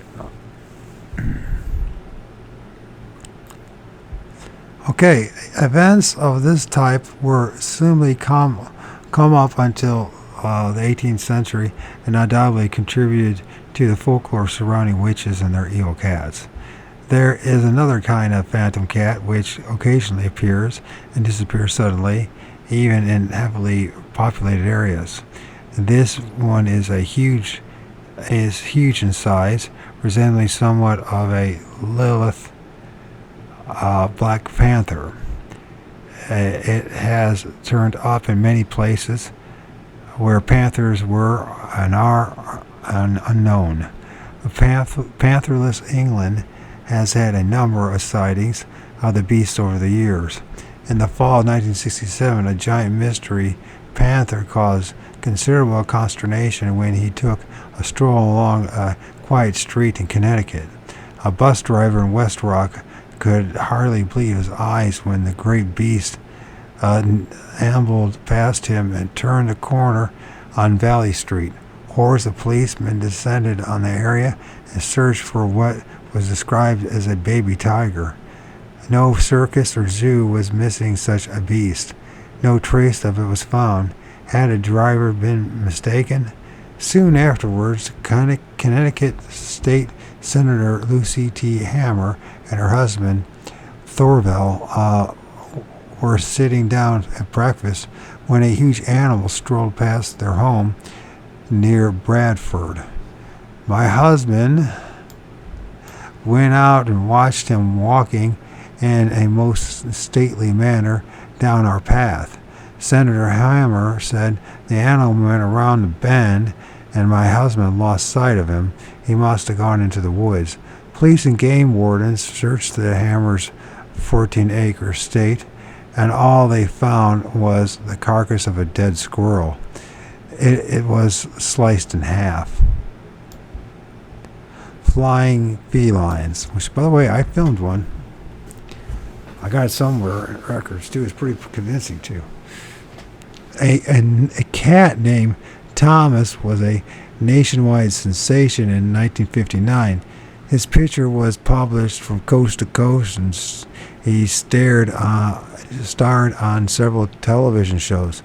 He was about the only interesting thing that ever happened in the little town of Pinesville, West Virginia, or Pinesville, excuse me.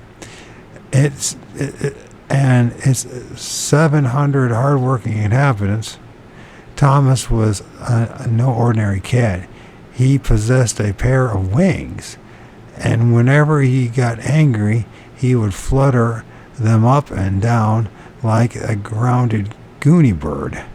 Unfortunately, he could not really fly, but that didn't seem to matter much to the long lines of open-mouthed West Virginians who happily paid 10 cents had to glimpse this wonder. Young Douglas Shelton, 15, had captured the cat early in May of 1959 while hunting in the hills.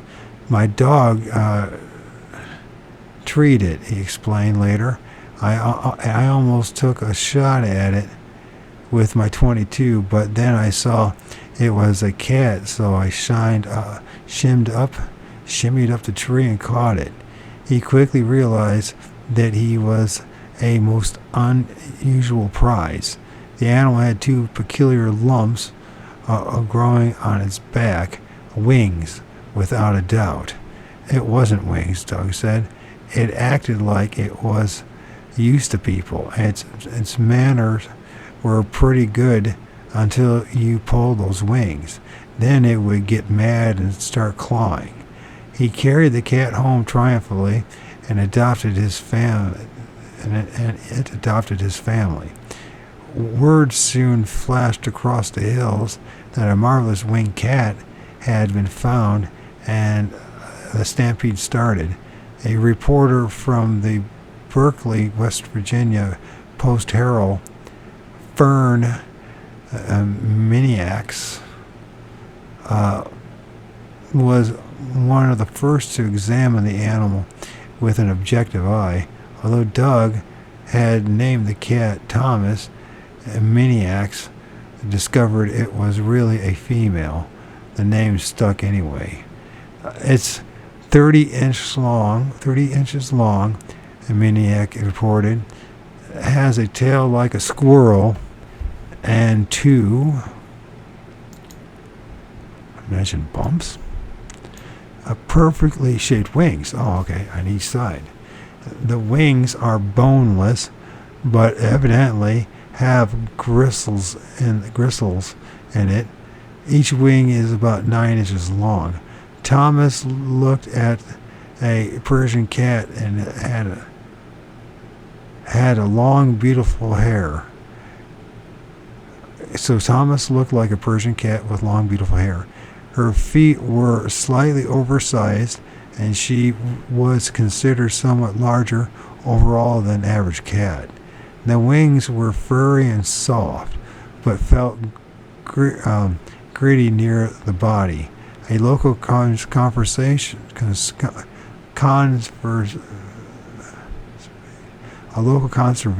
officer inspected the animal and said he thought it was just shedding its coat.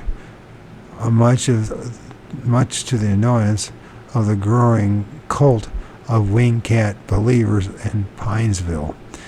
And an anonymous veterinarian traveled from Baltimore, Maryland, to look Thomas over. I thought at first, he said sagely, that the wings were the result of a freak of nature, an attempt to grow an extra pair of legs.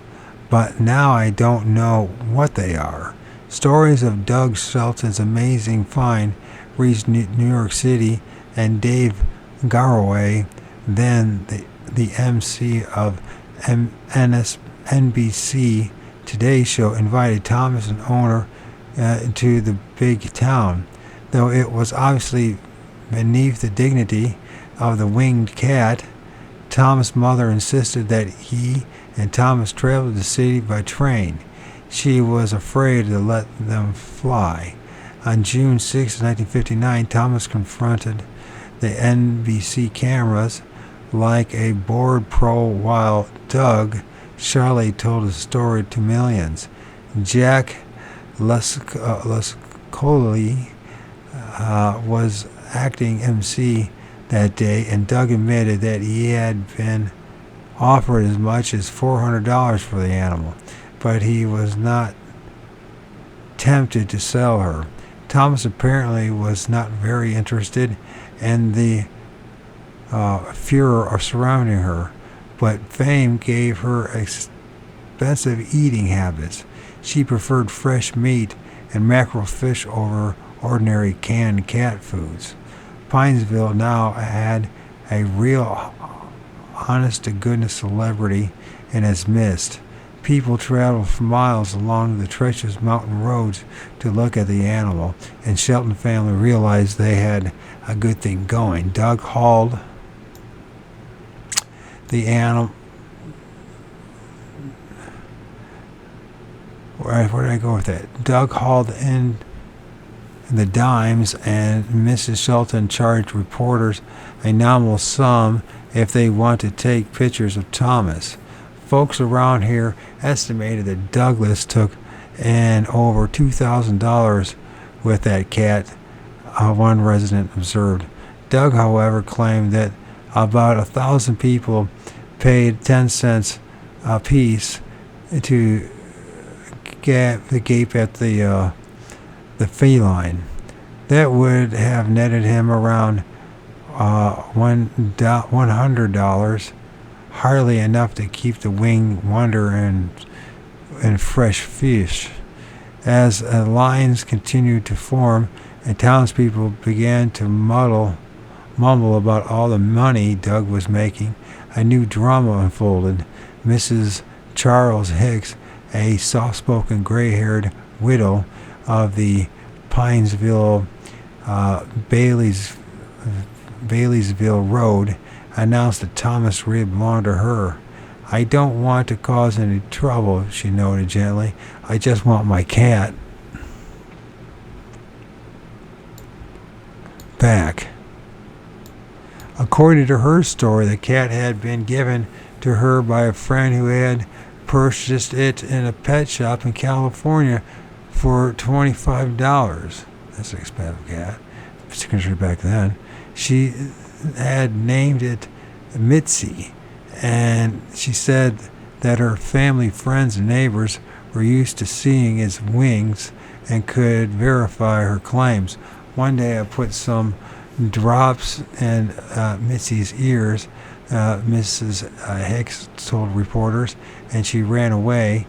That Shelton boy found her 4 days later. Douglas, still busy raking in the dimes, refused to turn Thomas over to her, so she sued. On October 5th, 1959, Thomas had his day in court. The circuit judge listened soberly to Mrs. Hicks' claims of ownership. Then Doug Shelton entered the courtroom with Exhibit A, a beautiful oversized Persian cat under one arm, and Exhibit B, a shoebox, under the other. A surprised murmur rose from the crowd as Thomas studied the courtroom. with haughty disdain. Something was missing. Thomas' wings were gone. She shed her wings in July, Doug Shelton admitted in embarrassed tones. There they are, Your Honor. He opened the box and displayed 2 large balls of fur. That is not my Mitzi, Mrs. Hicks snapped Icily? I've never seen that one before. The judge awarded Mrs. Hicks $1 in damages for trouble. Doug Shelton was given full custody of the now rather ordinary cat. We happened to pass through Pinesville in 1966, and we stopped and tried to locate, without success, the principals in this case. We can only assume that Thomas lived out her life in obscurity, surrounded by scrapbooks recounting her past glories. To hear the townspeople tell it, she was at least the richest cat in Pinesville. Winged cats are not as rare as you might think. In June 1966, a large black feline with apparently workable wings reportedly terrorized farm animals and family pets around the little community of Alfred, Ontario, in Canada. Ontario seems to have an epidemic of winged cats that year. According to UPIA dispatch, one had been shot near the village of Lachute, about 24 miles north of Montreal, and another had been killed near Ottawa. Details on these 2 incidents were skimpy, and efforts to uncover more complete reports have been in vain. On Friday, June 24, 1966, a confectioner named Jean J. Revers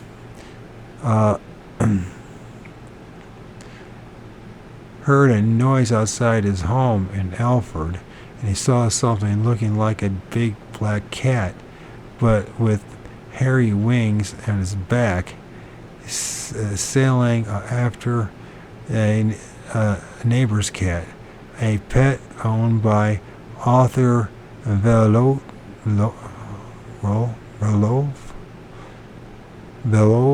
family. Okay, Belov. It screamed like hell, Revers said. It tried to get away by making gliding jumps of 50 to 60 feet. Winged extended. After a good running start, it could stay a foot or so above the ground. Revers grabbed his rifle and blazed away, pumping 5 bullets into the howling, fluttering animal. I couldn't believe my eyes when I saw the thing, Ontario Police Constable Terence Argyle remarked. Revers and Laval had called the police immediately after shooting it. Its head resembled a cat's, but it had a pair of needle-sharp fangs, 5/8 of an inch long, protruded from the mouth. Measurements showed, Argyle continued, it had a cat's whiskers, tail, ears, and its eyes were dark, greenish, and glassy. I never saw anything like it before in my life. The animal's pelt was sleek black, and it had a wingspan of 14 inches. It weighed about 10 pounds. After newspaper photographers took pictures of it, the carcass was buried in Revers' backyard. But like the Penville winged wonder, this story had a disappointing ending. A few days later, the animal was exhumed and shipped off to the veterinarian lab at Kemptville Archaeological School, where an autopsy was performed. The bat-like wings protruding from its back were found to be growths of thick matted fur. The lab technician announced it was just an ordinary black cat. The explanation did not sit well with the townspeople, who had been terrorized by the thing for weeks and claimed that they had actually seen it on the wing. Our scholarly conclusion is that 3 or more large black cats with growths of thick matted fur and vampire bats type fangs visited Ontario in 1966. One of these days, some of their relatives may come back. The incomprehensible. 5. A knot of students and teachers gathered on a snow-covered lawns of the campus of Cornell University in New York State early one winter morning about 4 decades ago. Spread out before them and the freshly fallen snow was a large line of large, deep animal tracks. "My God," the professors cried in unison, "it's a rhinoceros." They casually followed the huge imprints across the campus to the edge of the Beebe Lake, the local reservoir which was frozen over at the time. The tracks continued across the ice until they ended in a gaping hole. The professors stared at each other in amazement. Obviously, a renegade rhinoceros had blundered onto the quiet campus during the night and had blindly charged across the ice, meeting his doom in the college reservoir. Everyone stopped drinking the tap water while the hooks were lowered into the lake to probe for the luckless rhino.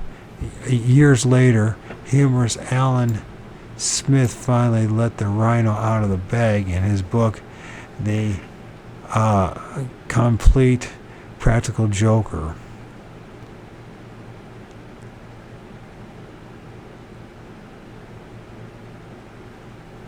That's a different way to pronounce it. This is practical joke, and it's alright. Complete.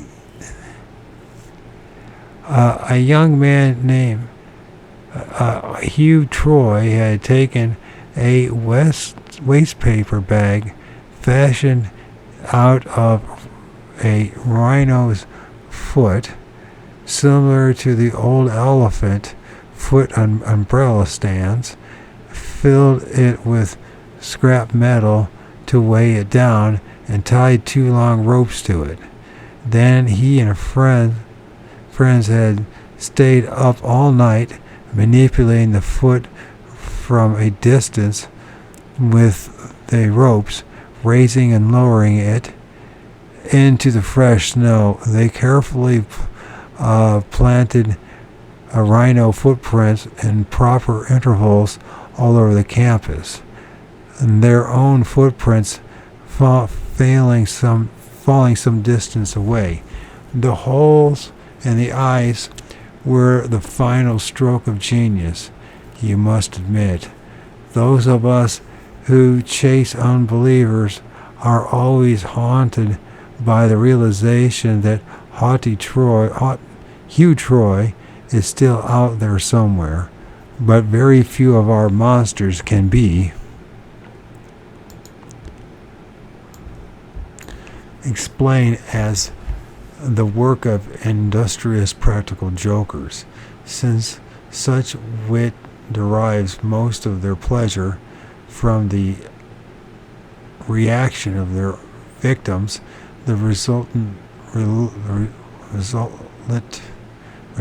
publicity, So the reaction of their victims and the resultant publicity It is highly unlikely that they would bother to plant their prankish footprints in remote, seldom visited areas where they are not apt to be discovered. Nor would any sensible joker risk repeating his gag night after night, week after week in the same area. What a practical joker on the loose was a practical joker on the loose in Australia back in 1890. A huge animal 30 feet long instituted a brief reign of terror around the village of Euro that year. It left behind gigantic footprints to confirm its awesome size. 40 men turned out with nets and guns and made repeated attempts to trap the animal, but like Alice's Chester cat,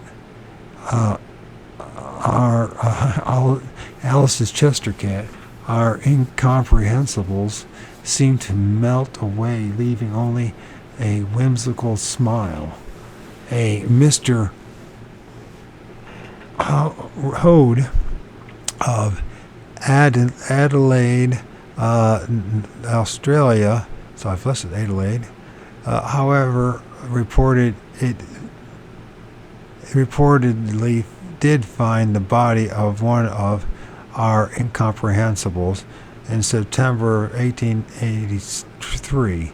It was described as having a headless pig-like body with an appendage that looked like a lobster's tail. A few months earlier, another unknown caused great excitement in Masterton, New Zealand. People who saw it said that it was very large, with a broad muzzle, short legs, and curly hair. It killed dogs. Australia has long been haunted by a giant cat-like creature which has killed many sheep and frightened hundreds of people. Even though it is reportedly the size of a leopard and leaves behind big footprints, no one has been able to catch it or shoot it, with one exception. A man named George Summer said that he shot one near Cantanning back in 1905. It had gray and black stripes and a cat-like head. I feel sure it was not a domestic cat gone wild, he reported. Like a fool, I did not remove the skin and send it to the museum. Another Australian, R.F. Brown, claimed that he caught one of the cats in a net, but after a 5-minute battle, the 50 to 60 pound beast got away.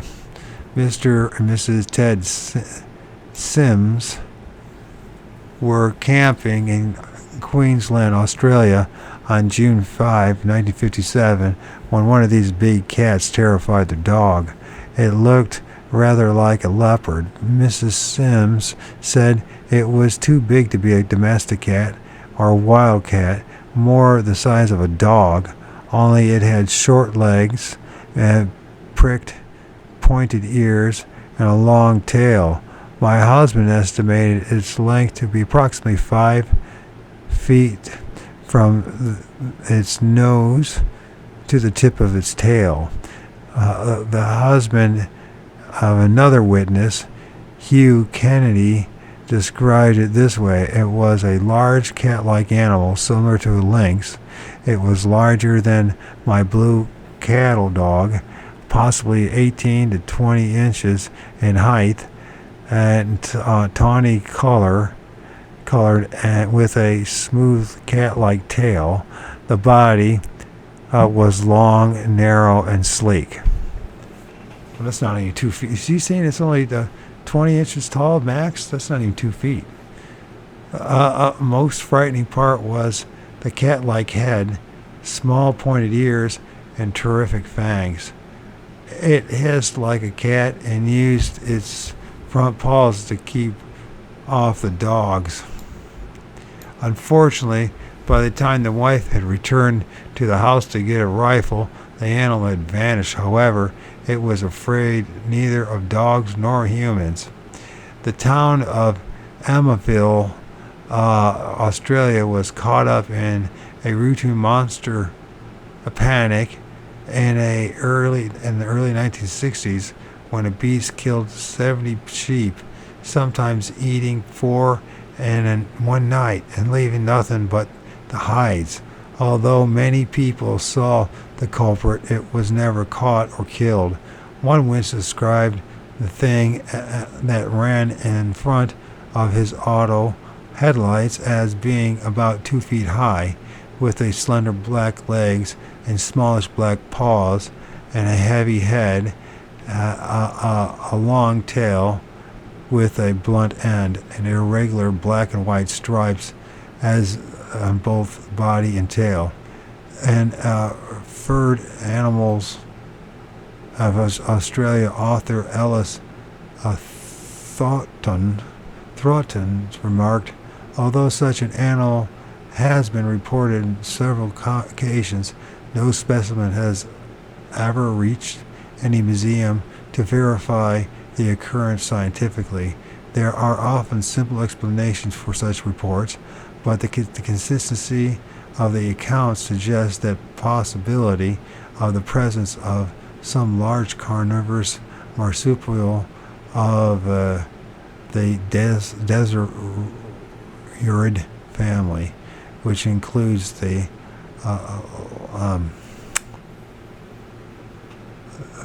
thylacine,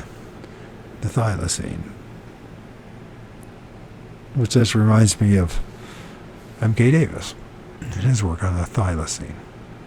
The Tasmanian devil, is that what it is? And future observers should make every effort to obtain both the skull and complete skin of a specimen and ensure to preserve preservation by heavy salting before forwarding the remains to the local museum.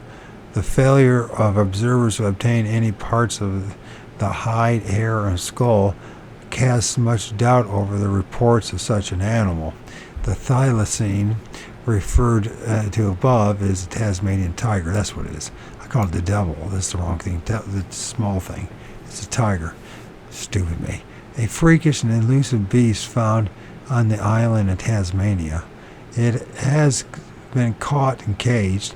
It looks somewhat like a cross between a mongrel dog and a hyena, has stripes on its back, and comes equipped with a kangaroo-like pouch in which it carries its young. Before one of these animals was finally brought to bay, you can imagine the kind of reaction Tasmanian witnesses got when they reported seeing a giant striped dog carrying its young in a pouch. Gippsland, Australia, has produced another unbelievable. It is a giant earthworm which looks like a garden hose and grows to as much as 10 feet in length. It burrows deep in the earth and is hard to catch because it can coat itself with a very slippery lubricating fluid. But it has been caught and studied and has another monstrous Australian worm known as the megacoelids. The megacoelids, the megacoelids.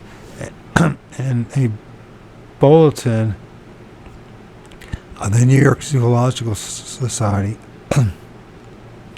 March through April 1938, Charles Burnett announced, "I have seen many specimens extending 7 feet when extended, and a number about 2 feet longer. My record, megacoelids, was over 10 feet. If you ever go fishing for a sea serpent, you should probably use a megacolid for bait. The trick to catching one, according to the experts, is to tie it in a knot so it can't burrow into the ground and get away from you. It can squirt its lubricant fluid a couple of feet, so wear old clothes. Perhaps giant worms may account for some of the grotesque snake stories that have been produced in nearly every state over the years. Enormous reptiles, sometimes described as being 20 feet or more in length, are seen with astonishing frequency in the United States, but so far as science knows, no snake of such unusual size exists here at all. Of course, that's not the case anymore. Minor constrictors such as the king snake and the black snake are common enough and can grow 6 to 7 feet in length on a diet of rodents and smaller snakes. But they avoid men. In fact, contrary to all the Hollywood jungle movies, even the largest known boa constrictors will not wantonly attack anything they cannot swallow, which of course includes man. In self-defense, a boa will wrap itself around a man, bite him, and hammer at his head with its bony snout, inspiring considerable discomfort. But there is only one reasonable and documented story about a boa attempting to swallow a human being. This is supposed to have occurred in the jungles of Burma during World War II, when some Japanese soldiers found the feet of one of their comrades sticking out from the mouth of a giant reptile. Nevertheless, every now and then someone like Orlando Parker of Kenton, Ohio, comes up with a new snake story. Parker claimed that he was horseback riding near his house in June 9 of 1946 when a snake 8 feet long and 4 inches in diameter appeared in his path. The horse threw him back and the snake coiled around Parker's leg and breaking his ankle. Then it bit the horse for good measure and slithered off into the woods. A search party went looking for it but found nothing. In July of the same year, Willard Tollinger family in Flat Rock, Indiana, reportedly saw a 20-foot snake coiled up in the shallow waters of the river. Pigs and other small animals had been disappearing mysteriously in the area that summer. Some years ago, when we were playing with two-headed sand boas and giving occasional lectures on herpetology, several wild snake stories were brought to our attention. There was, for example, a man who claimed that he communicated with a rattlesnake through mental telepathy, a claim we were inclined to doubt since snakes are creatures of instinct rather than intelligence. About a dozen years ago, a man from Massachusetts approached us after a speech and soberly described how he and his friend had encountered a gigantic serpent the year before. They had been hunting and were riding a jeep along a rugged dirt road through the dense forest when a small animal darted in front of them. It was either a fox or a dog. They were not sure which because it was traveling so fast. And directly behind it, there followed a huge brown and green reptile, as big around as a truck tire. It slithered across the road very rapidly, but was so long that it took several seconds to pass. The men were not inclined to stop and get out of their jeep for a closer look. They estimated that it must have been at least 20 feet in length. Could unknown snakes and varieties of the Tasmanian tiger have caused waves of sheep killings in England and Ireland? It is not very likely. Besides, everyone knows that St. Patrick drove all the snakes out of Ireland, although a few harmless varieties remain behind. We can probably rule out vampire bats, snakes, and known breeds of wild cats in those cases. Pennsylvania also seems to be the habitat for an unidentified killer of livestock. In 1945 through 46, there were numerous reports of a frightening, incomprehensible around Lebanon and Pottstown, which feasted on cattle and dogs. No one really got a good look at it, but many heard its strange call. It sounded something like a woman screaming and a baby crying. That sounds like Sasquatch. Store that little detail in the back of your mind, because in the early 1930s, sheep and small animals began to disappear with regularity around Campbell Lake in South Dakota. Then in 1934, a farmer reported a giant four-legged dragon-like creature had forced his tractor off the road and upset his digestive system as it went scurrying by. Huge tracks were discovered leading through the mud to Campbell Lake. Was Hugh Troy at it again? A boy named Donald Neff next discovered some unusual bones in the mud of a nearby Elm River. Professor James D. Bump of the Museum of the State School of Mines in Rapid City, South Dakota, took a look at the skeletal remains and identified them as belonging to a Mosasaurus.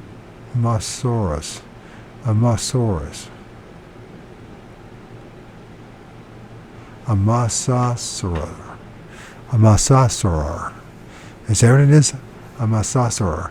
A creature known to have been extinct for 130 million years ago. It had an anonymous farmer ran smack into a Mosasaur. When such bones survived the erosion of 130 million years. Suppose you were walking along a bank of a river near your home and you came face to face with a prehistoric monster. To whom would you report it? And do you think anyone would take you seriously? This was the dilemma faced by the late Harold T. Wilkins, a scholarly researcher and distinguished British author who modestly claimed that he had personally encountered two prehistoric amphibians in the waters of a quiet creek in East Looe, Cornwall, in England at 11:30 a.m. Tuesday and July 5th. 11:30 a.m. Tuesday, July 5th, 1949. Wilkins and a friend reportedly stumbled upon two remarkable saurians, 15 to 20 feet long. They resembled the ancient plesiosaur,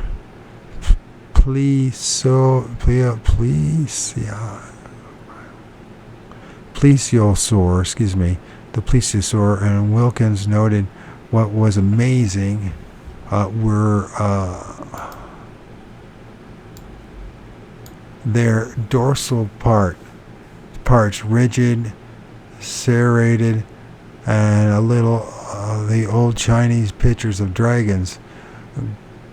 Gulls swooped down towards the one in the rear, which had a large piece of orange peel on his dorsal part.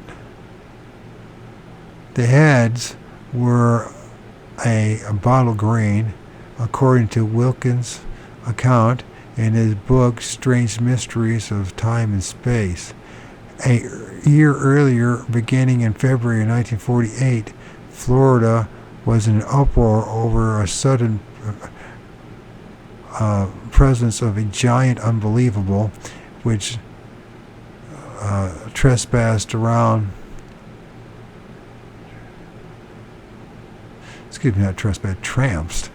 tramped around the beaches near Clearwater and left big.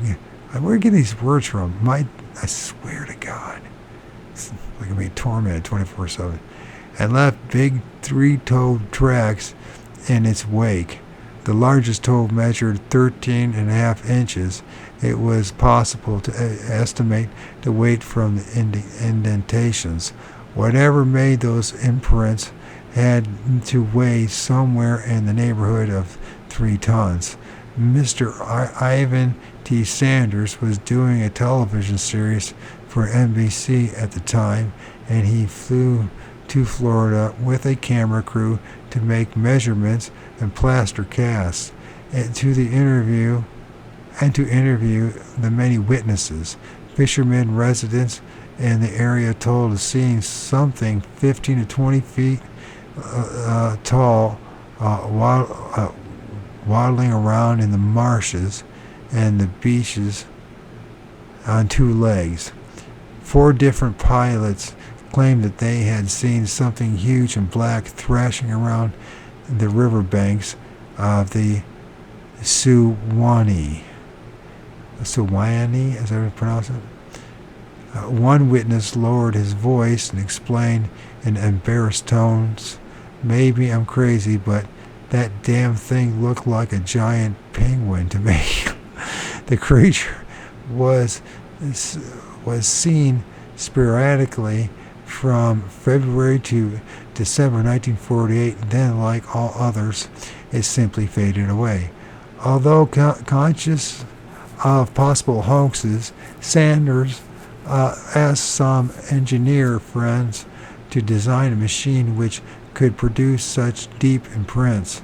They pored over their drawing boards and finally concluded the only device capable of duplicating the tracks would have to be extremely expensive to build.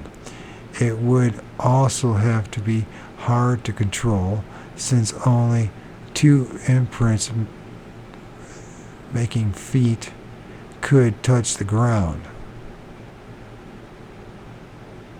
It would have to be small enough to maneuver through trees and thickets without leaving traces that would give the hoax away, but big enough to weigh 3 tons. It was, they concluded, easier to accept the existence of a 15-foot tall penguin than the existence of such a machine. A fine line separates our incomprehensibles from the unbelievables. This funny little island in space seems to harbor all kinds of incomprehensible beasts still unknown to science. But next week or next year, Australia's mysterious cat may get himself caught. Some scientists will write a learned paper about it and brand it with a fancy Latin name. There may even come a time when Florida's 3 toes will be cornered. When Florida 3 toes will be cornered. 3-toed tracks almost identical to those found in 1948 have reappeared in other places in recent years. A set of these tracks were discovered along the banks of the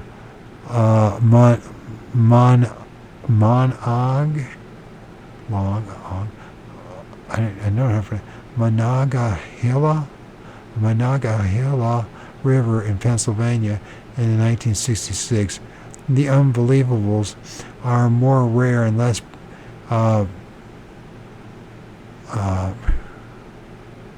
why can't I say that word? I know why I can't. I just can't say anything. Peripatetic. I can't say the word. I'm so human. Fuck. I'm below human. I'm try not to be.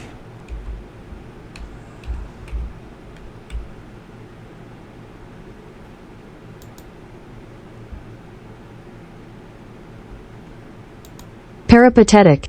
Peripatetic. And the meaning of peripatetic is, maybe will tell us in this book. Unbelievables are more rare and less peripatetic. Sometimes they seem only seen only once and never heard of from again. But they can pop up almost anywhere, in Central Park or Disneyland or in your own backyard. Consider the walking furcon of Kent, England. The thing was covered with quilts. It had a long snout and short tail. It was as big as an Alsatian dog and had large claws. You might have thought it was a walking furcon. The witness who offered this incredible description was a policeman named S. Bishop. The thing had meandered past him in Dumpton Park and Ramsgate, Kent, England.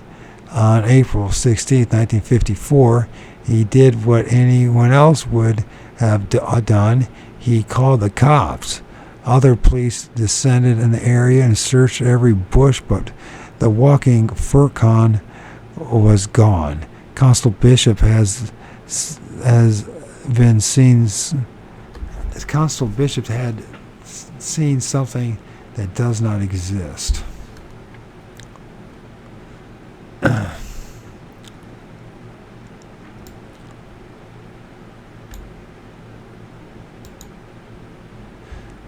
So peripatetic, adjective of one or relating to the Greek philosopher Aristotle and his philosophy. Of relating to giving to walking, moving or traveling from place to place. Okay, peripatetic. I wonder if I'll remember that word. Peripatetic, I doubt it. Just a reminder, I'm stumbling through Strange Creatures from Time and Space by John A. Keel, the first complete report of weird things sighted in every part of the world, and a startling new explanation. Supposedly these are authentic and frightening eyewitness accounts. Giants in the earth, or marvelous big men and great enmity. 6. So not long ago there lived upon this earth a race of human beings who were 10 feet tall. They inhabited Africa, Europe, North and South America, and the Aleutian Islands. Why can't I say that word? I know I can't because it's me. Anyways, we know a great deal about them. We know that they had nasty, even evil dispositions. Some of them were different from modern man only in that their huge jaws were graced with a double row of sharp teeth, somewhat akin to a double teeth found in some reptiles and fish. We know that large numbers of this fearsome race still existed into the 17th century. Remind you, this was written 50 years ago, and there's allegations out there from certain peddlers of their books to say that it's been seen in places like Afghanistan. So I don't know how if it's true or not, but I don't know why it Once again, it's just eyewitness accounts. We know all these things because giant human bones have been unearthed all over the world, and the tales and legends of many Indian tribes offer extensive detail as to their nature and living habits.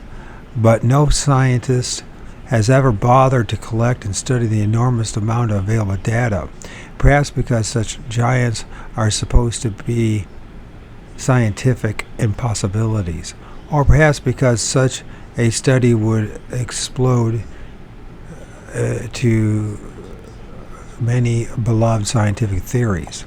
So scattered museums are filled with giant bones, and fringe scholars are left to complete the meaning of it all. Were these giants a race apart, or were they an important but neglected part of mankind? Although the giant myths, in quote, began in earliest times, we can begin with the biblical references in Genesis 6:4. And there were giants in the earth in those days, and also after that, when the sons of God came in unto the daughters of men, and they bare children of them. The same became mighty men, which were of old men of renown. And I would argue that that verse actually has nothing to do with giant people. But you have to read Genesis to know that. And if you don't, then you're not going to believe me when I have to say so. I'm not saying that it doesn't talk about giants in the Bible. I'm just saying that Genesis 6 is it's the demigods. That's what we're talking about. The belief that the ancient people had and demigods, half God or gods and women, right? Doesn't mean they were giants in a sense physically. This means they were powerful beings. And whether you believe it or not is another thing too. Once again, you can't prove that one way or the other. That verse, like many other parts of Genesis, was derived from the book of the Secrets of Enoch. Really, I would like to see some verification of that one. Books, I think I got that one. It's not the same thing as the Book of Enoch, right? The book of the secret. I think we did this before. I know he seems to like to lean on this book. But I would question the veracity of that statement. But who am I? I don't know shit. I don't know jack squatch.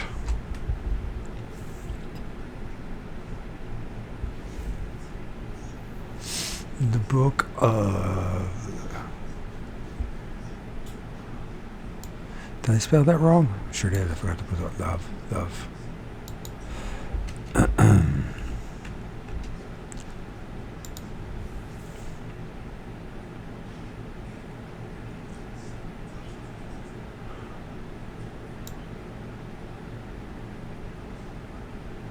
The Book of the Secrets of Enoch.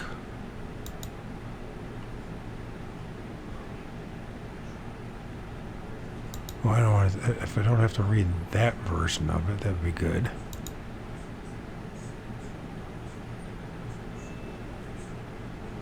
It's a small book. I might just read that book next. Yeah, I'm trying to build a foundation of my research, you know what I'm saying? I'm not just trying to just read. There's a lot of books I want to read, but I think if I start with something more... I noticed my own writing. I'm at 7th grade level of writing. I'm 55 years old and saying that, so maybe it's because I need to start doing a little more reading. And But the problem is, a lot of stuff you read doesn't mean it turns out to be true, so it just words on a page until they're verified, right? Enoch claimed that angels conducted him on a tour of the universe and that he was ordered to write down all that he saw and learned. Some flying saucer buffs, including Dr. Carl Sagan, which I don't care much for him anyways, may his soul rest in peace, as they say, and exobiologists at our Cornell imply that Enoch really went for a ride in a UFO. And I doubt that. I think that you could have that if he didn't know about it, or maybe didn't accept out-of-body experiences. You know what I mean? Astral projecting, that kind of stuff. I think that'd be more plausible. But what do I know? I wasn't there. In any case, during a visit to the fifth heaven, the fifth planet, maybe Jupiter, Enoch saw great giants with their faces withered, and the silence of their mouths are perpetual. Far from being sons of God, Enoch described them as the Grigori, the Grigori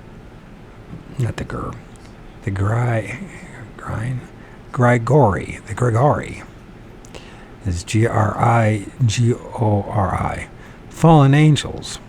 And chapter 18, he asserts that these Grigori broke through their vows on the shoulder of Hil Ermon, that's Ermon, and saw the daughters of men how good they are, and took themselves wives, and befouled the earth with their deeds, who in all time of their age made lawlessness and mixing, and giants were born, and a marvelous big men and great enmity.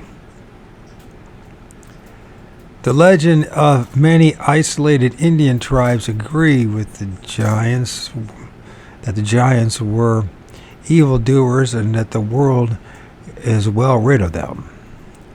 You know, they're having mixed feelings about that, because I'm sure that did happen. But let's remember, human beings have eaten human beings and done all sorts of terrible things to human beings, so I'm just saying. The Bible and many other ancient records suggest that the giants mated with normal women and produced half-breed race, which was large in size and short in intelligence, just as many large members of the animal kingdom, such as the dinosaur, seem to have been had smallish brains. If this is true, then it is understandable that the giant race would eventually become extinct, wiped out by stupidity. In other words, us, the plain skin folk, which, by the way, I did a study on this, and the one story in Genesis that truly talks in my book about the interaction between beings that are like Sasquatch and us plain folk, plain skin, not so hairy folk, is in the story of Esau and Jacob. Esau is a perfect description of a freaking Bigfoot. Seriously, I'm not making it up. Study it yourself, you'll find out. Yep.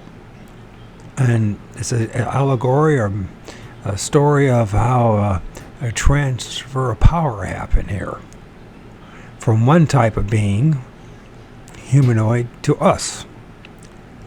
And how did we do it? It's through our cunning and our deception nature. The one thing that's we're good about, or really good at, as human beings, we're good at lying, deceiving, and making up shit. Our imagination is the cross that we all must bear, isn't it? That's how I see it. But what the hell do I know? Anyways, up until the 20th century, modern man remained relatively short in stature, averaging just a trifle over 5 feet tall. The famed Watusi tribe in Africa, who ranged between 6 to 7 feet tall, must have seemed like enormous giants to the early European explorers. Today, any American basketball team can match the Watusi in size. The Watusi have an agrarian culture and are not especially fierce or warlike. They prefer raising cattle to bashing the heads of diminutive tribes around them. England has always had extensive legends about giants, backed up by enormous structures of unknown origin, such as Stonehenge and the huge designs carved into the ground and covering many acres. Most of these designs are fully discernible only from the air. The Green Abyss giant, for example, was carved into the British Hills eons ago and clearly depicts a huge human carrying a club. England, Ireland, and North and South America contain thousands of giant mounds, artificially constructed of earth, which have apparently survived as the sole evidence of some ancient forgotten culture. Although Indians are often credited with the building of these mounds, they have nothing in their ancient lore to account for them. An old book titled History and Antiquity of Allerdale offers this updated description of a giant found in Cumberland, England, sometime in the Middle Ages. It is supposed to be a true report of Hugh Hudson of Thornway. Shall we look up that one? So we're here and see if we can find it. History. That's one good thing about reading books. You find other books to explore, and so you don't have to.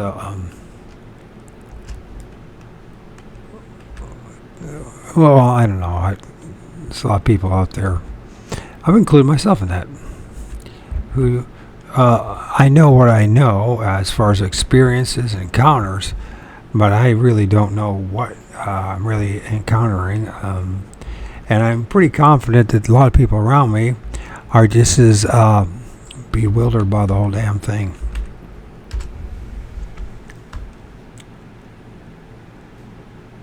Allerdale. The next thing, see if it's an archive. The reason I use archive because I don't have the money for all these books. I would love to have my own library of stuff, but then you gotta have room for it too. Okay. Looks like that exists too. Let's see.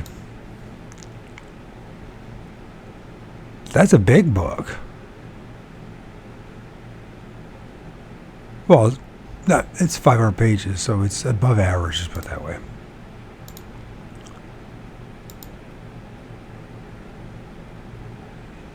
So we can get rid of that stuff. Just get it out of the way.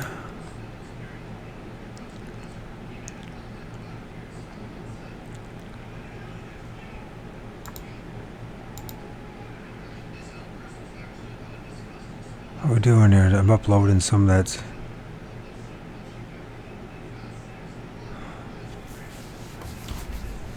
Messengers of Deception. Where was that with all this? And I got thoroughly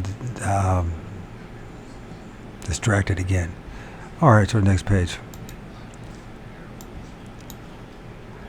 They said giant with a Y was buried 4 yards deep in the ground.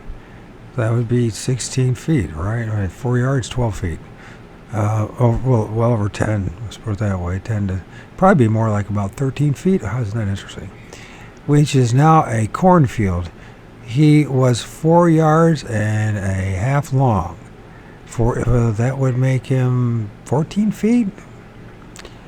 14, 15 feet, and was in complete armor. his sword and battle axe laying by him. His sword was 2 spans broad, more than 2 yards long. The head of his battle axe a yard long, and the shaft of it all of iron, as thick as a man's thigh, and more than 2 yards long. Can you imagine carrying that iron? God. His teeth were 6 inches long and 2 inches broad. His forehead was more than 2 spans and a half broad. His chin bone could contain 3 pecks of oatmeal. His armor, sword, and battle axe are at Mr. Sands of Reddington and Mr. Wyber's at St. B's. What's up? You should probably cut this one out, but this line in this movie is not scripted. It's super funny. Okay, hold on a second. Let me end this recording here. A man 15 feet tall, dressed in armor, a true Goliath. We have no way of knowing what happened to this interesting find.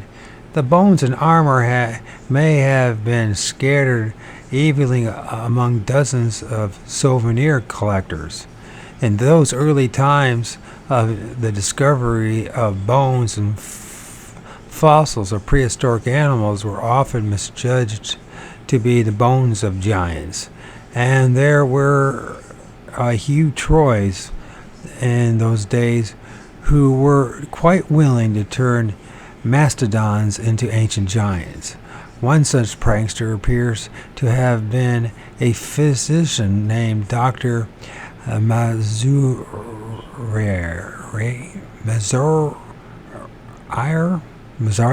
I guess that it is. He wrote a remarkable pamphlet in 1613 claiming that the tomb of a giant had been unearthed near the castle of Caumont. Caumont? Or Chumont. That's probably what it is. Chumont. Or Chumont. The tomb contained a human skeleton over 20 feet long with shoulders 10 feet wide. A controversy soon raged over this discovery, and other pseudoscientific pamphleteers accused Dr. Maruz Mazurere. I didn't pronounce that. Mazurere, like barrier, Mazurere, buying some big bones from some workmen and hawking up his giant. The bones still exist in the Musée de Paléontologie in Paris as part of their mastodon collection.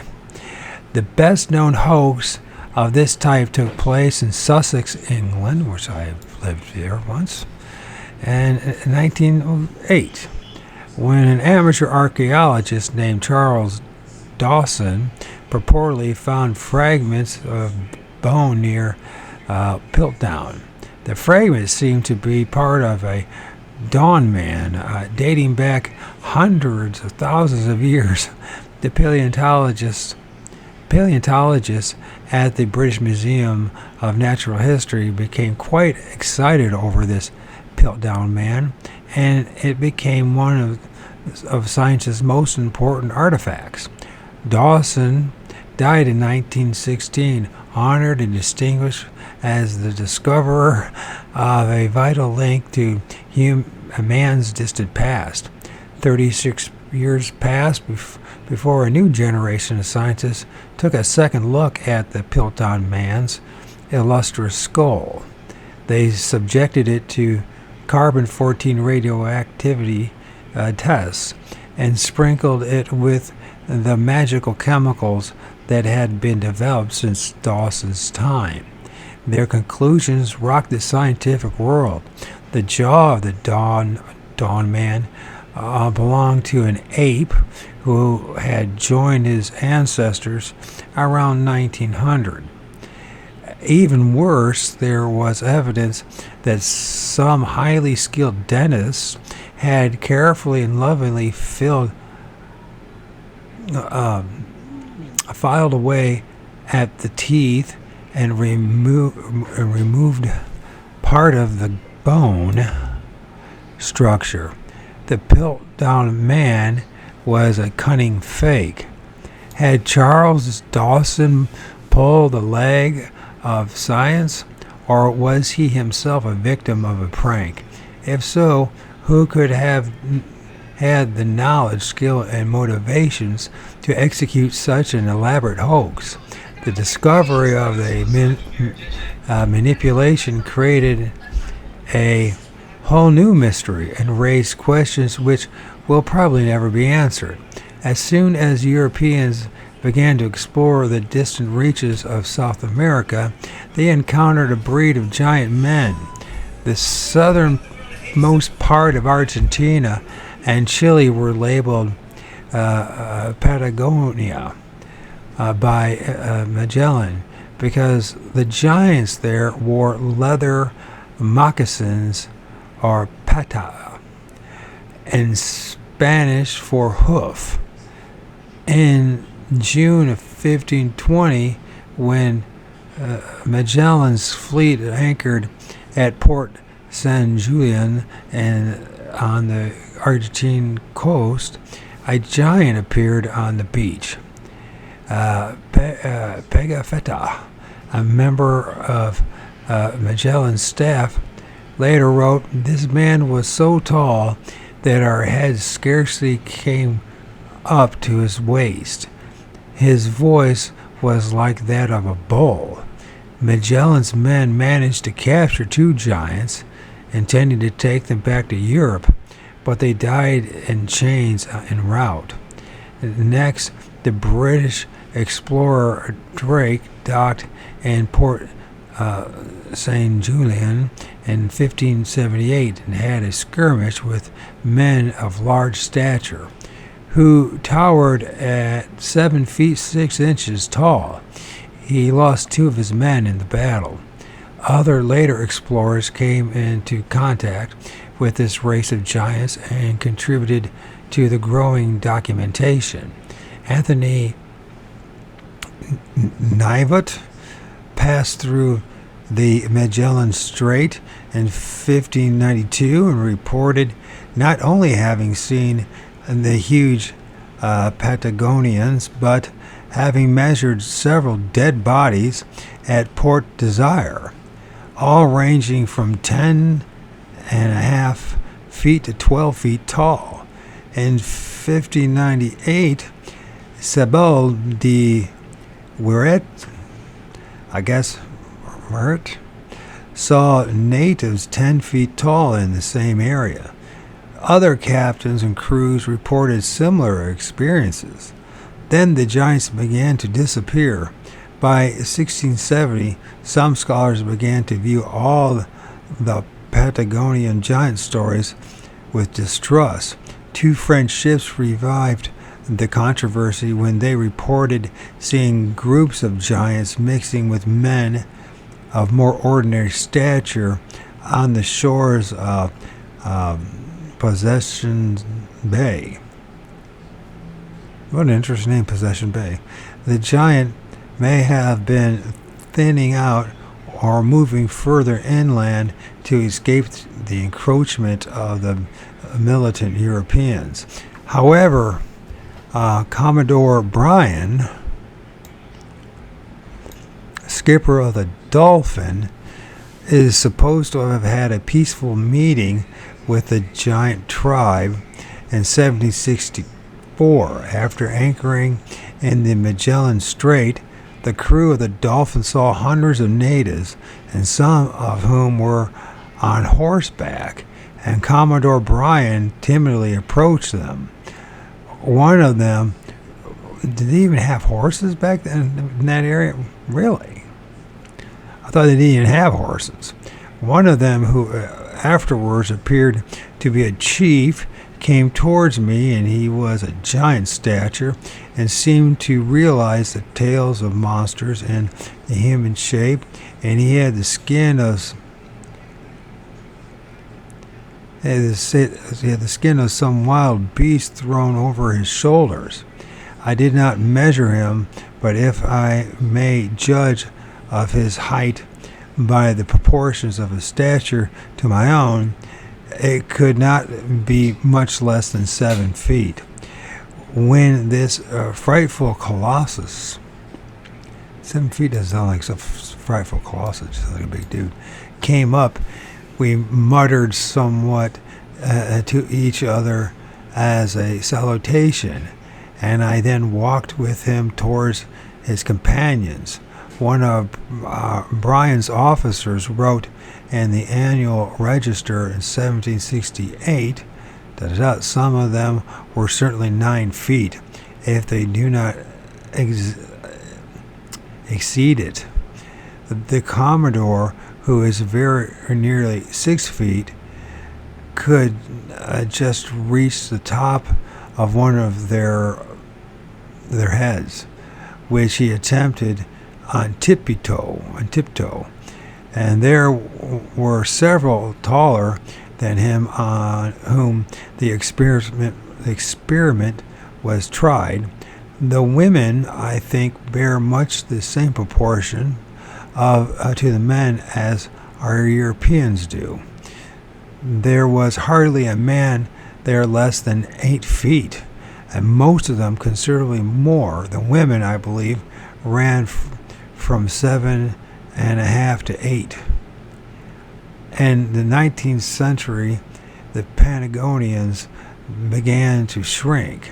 Charles Darwin, originator of the theory of evolution, visited the area and was unimpressed according to his book, The Voyage of the Beagle. During our first visit in January, we had an interview with Captain Gregory with the famous so-called gigantic Patagonians. He wrote, who gave us a cordial reception. Their height appeared greater than it really is. From their great ganacho mantles,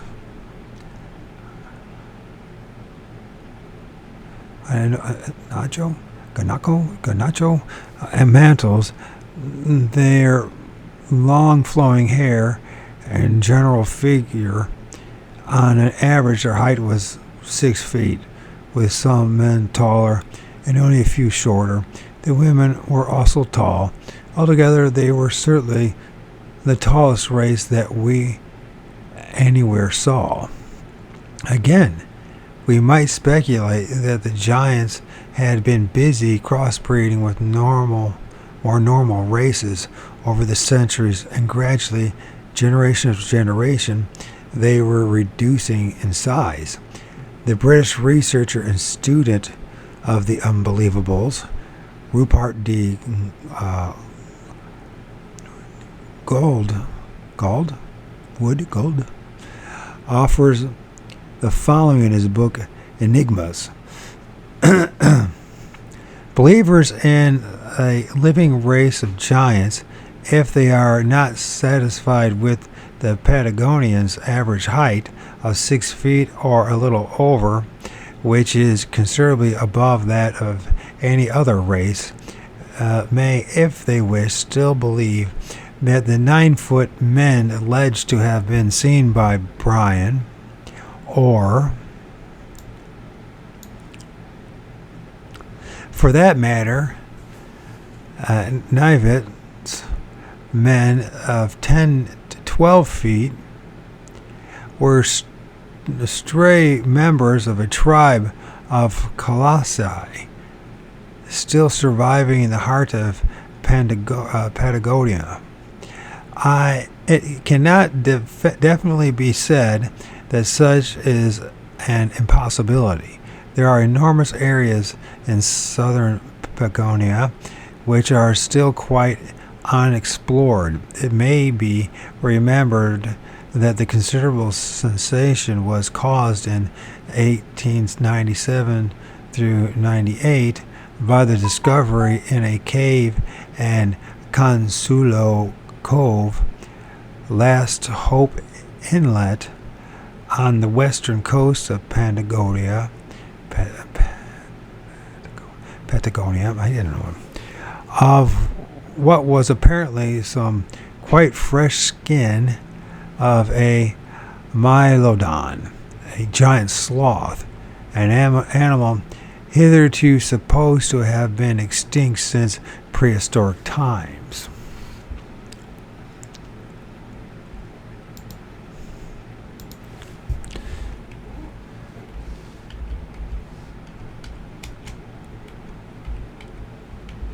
And let's see if that book is on archive.org.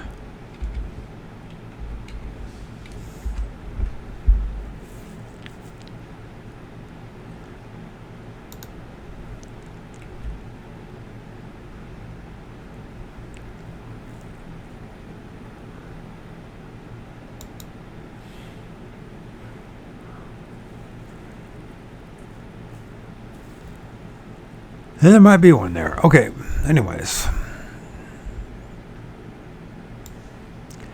Nothing much has been heard from the Patagonian giants in recent years. Stories of giant humans abound in other parts of South America. The Incas told tales of giants descending from the sky and having sexual intercourse with Inca women. An early record by Bernal Diaz del Castello, excuse me. I wish I could say these names, but my mouth won't work. And I'm not going to stop just because of that, as annoying as it may be. Costello tells how the Spanish conqueror Captain Cortez shipped the thigh bone of a giant back to the King of Spain. They said that their ancestors had told them that in times past there had lived among them men and women of giant size with huge bones. Costello, stated, and because they were a very bad people of evil manners, they fought with them and killed them, and those which remained had died off, so that we could see how high and tall these people were. They brought us the leg bone of one which was very thick, and the height of the man of considerable stature, and that was the bone from hip to knee. We were all amazed at seeing these bones and felt sure that there must have been giants in this country. Our Captain Cortez said to us that it might be well to send the bone to the Castile,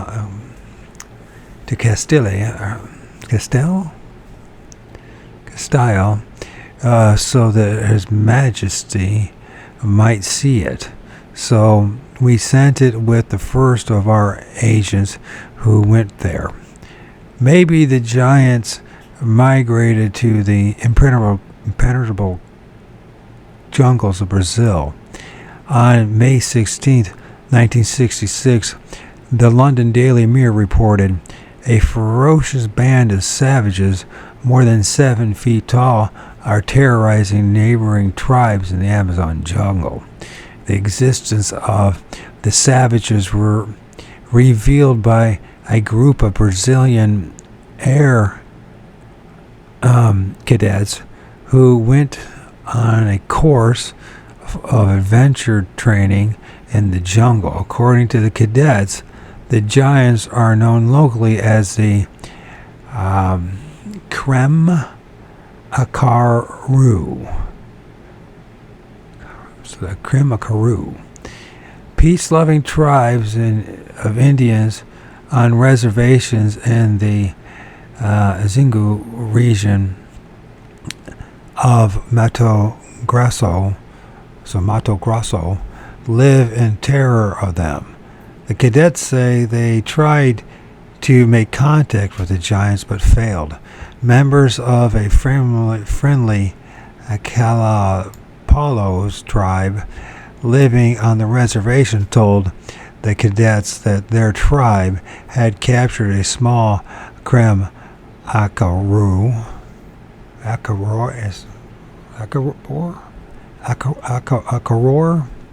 So his name is Krem Akaror boy, who grew to be nearly 7.5 feet tall.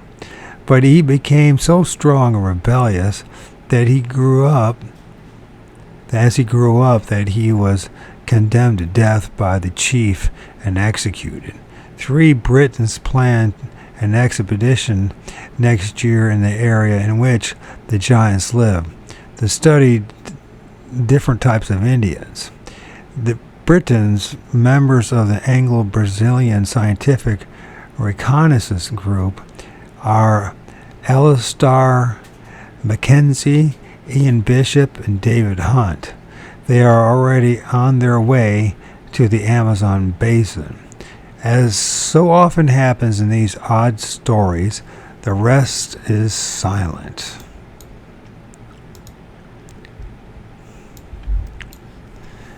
In Italy, archaeologists were baffled by the discovery of the bones of 50 tall men in the spring of 1969. Workmen excavating a factory site in Terracina, 60 miles south of Rome, uncovered 50 tiled coffins which bore neither inscriptions nor designs. Each coffin contained the bones of a man measuring from 6 to 7 feet tall, very tall by Roman standards. State archaeologist Dr. Luigi Cavalucci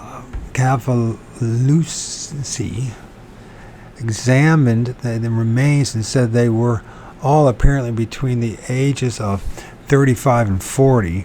Their teeth, he noted, were in unusually good condition, with little indication of decay. The date of this mass burial took place was not immediately determined. The only theory was that the tall men had been picked members of a special Roman military force and had all died in battle. However, this idea was disputed because it was the practice to bury warriors in full armor with all the trappings. There was nothing in the coffins except the bones. So the mystery remains. Where did 50 men from 6 to 7 feet tall originate? How did they die? Why did they all share a common grave? There were giants in the state of Minnesota. Their bodies have been unearthed. There were giants in California. More bodies have been found. There were giants in Arizona. And there were giants... A giant skull was found in a cliff dwelling 30 miles south of Winslow, Arizona. It was so big that a size 7 1/8 Stetson was placed on it, and it looked like one of those tiny hats merrymakers wear on New Year's.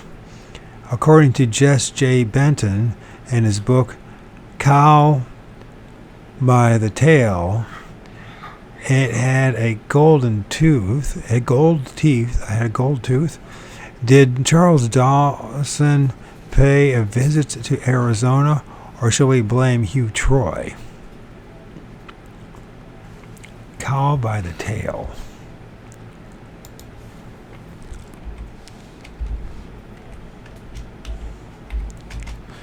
Cow by the tail.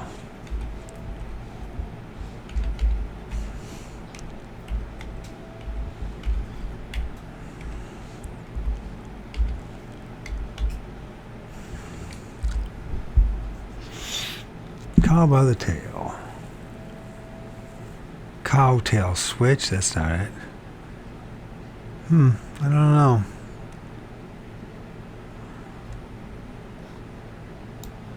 If Archive has it, doesn't look that way.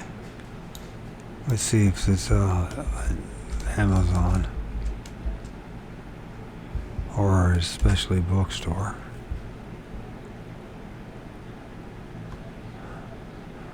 Well, eBay has it, yeah. Get it eBay. Cow by the tail.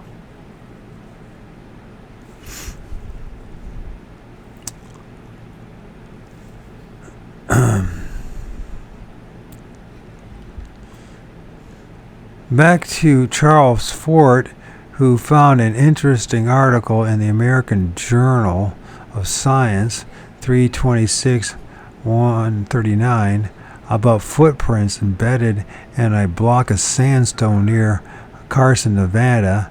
They were 18 feet to 20 inches long. In Ohio, a copper axe was found in a mound. It was 22 inches long and weighed 38 pounds. A mighty big axe. But a bigger one was found in Wisconsin. It was carved out of stone, 28 inches long, 14 inches wide, and 11 inches thick. It weighed 300 pounds. What kind of man could swing such axes? Perhaps Paul Bunyan wasn't a myth after all. The Delaware Indians believe that their tribe once lived in the Wild West but migrated eastward. In those days, the land of the Mississippi was inhabited by a race of giants who built mighty cities and fortifications. They were called the Alagui.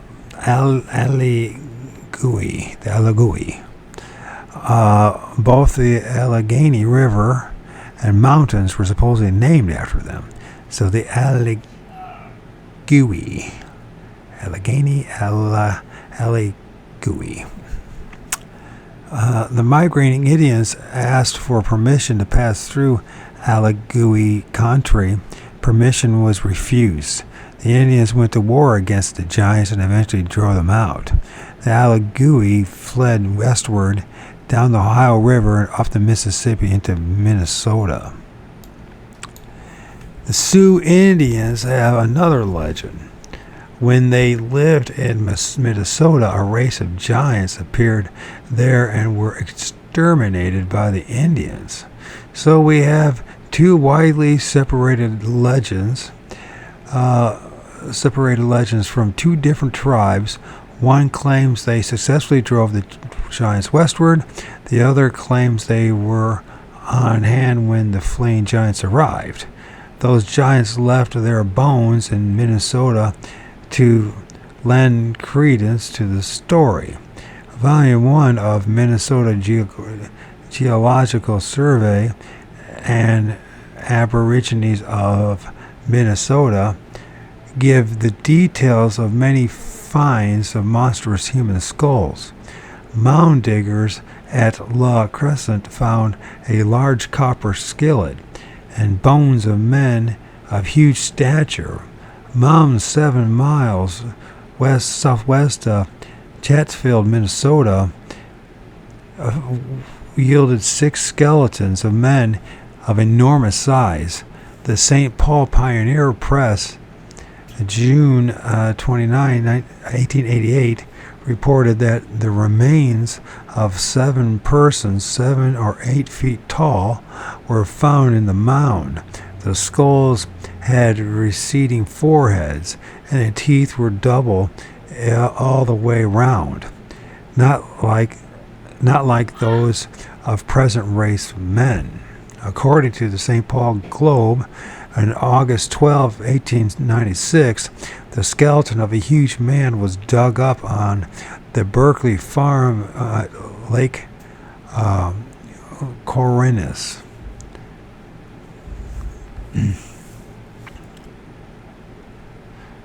Or is it Coronis? Maybe that's what it is. Lake Coronis. At Moose Island Lake, the remains of 7-foot-tall men were discovered. Near Pine City, several more outlandish skeletons were dug up. and at the Lone Mound outside Warren, Minnesota, 10 more bodies of gigantic size, both men and women, were produced in 1882. A slender link was found in the Grand Mound of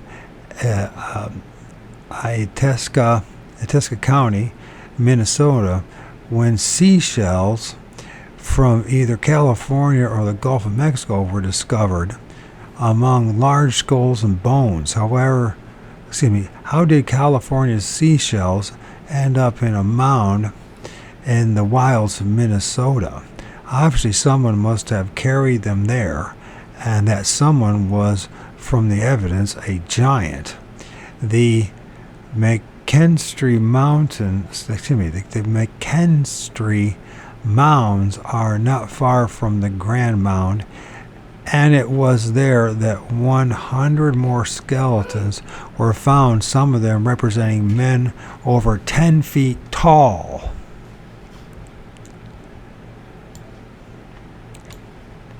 Back in 1833, a group of soldiers at Lumrock Rancho, California, dug up the remains of a man 12 feet tall.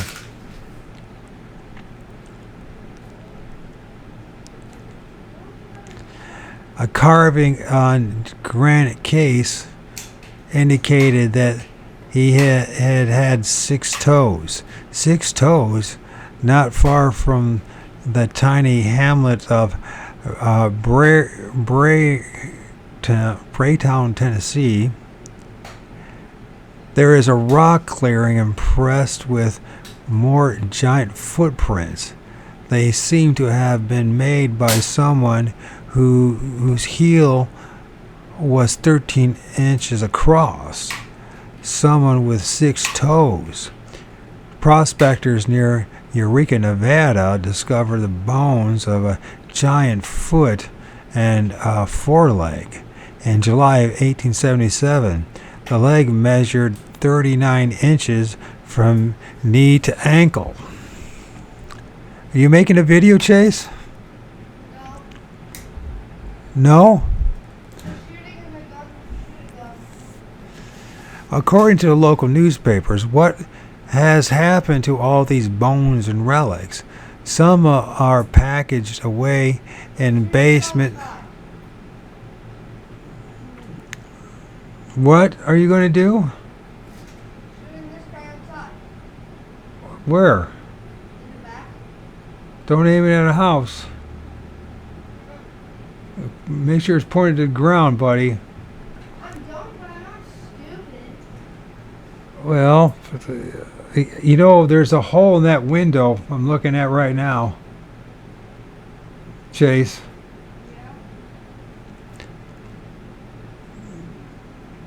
Yeah. So you're capable of making a mistake like other people. So there's a hole in that window. I don't need any more holes in our windows, okay? Hey, I'm shooting it outside with that. It's not like Okay. that window. Good. Where am I at with all this?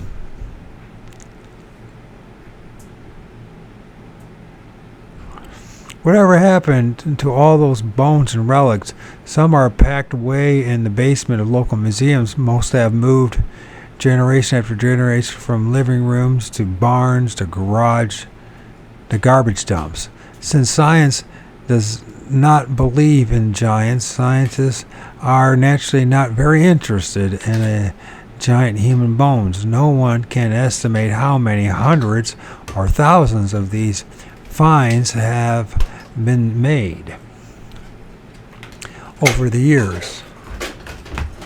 Are you going to shoot your mummy? Is that what you're going to do? It's not a mummy. Or your bone guy, your skeleton? Be careful of cars and all that too, okay? Waiting for the disaster. Anyways, it may have been, it doesn't.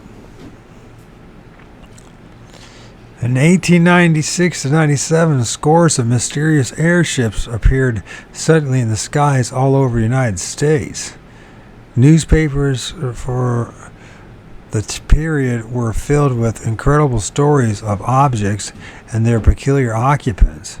One of the most amazing of these tales appeared in Saginaw, Michigan, Courier Herald in April 16, 1897.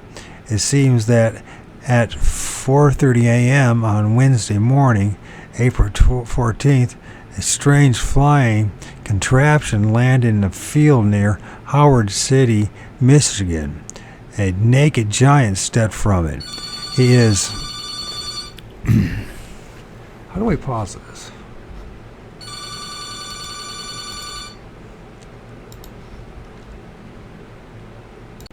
Okay, let's try to finish this up.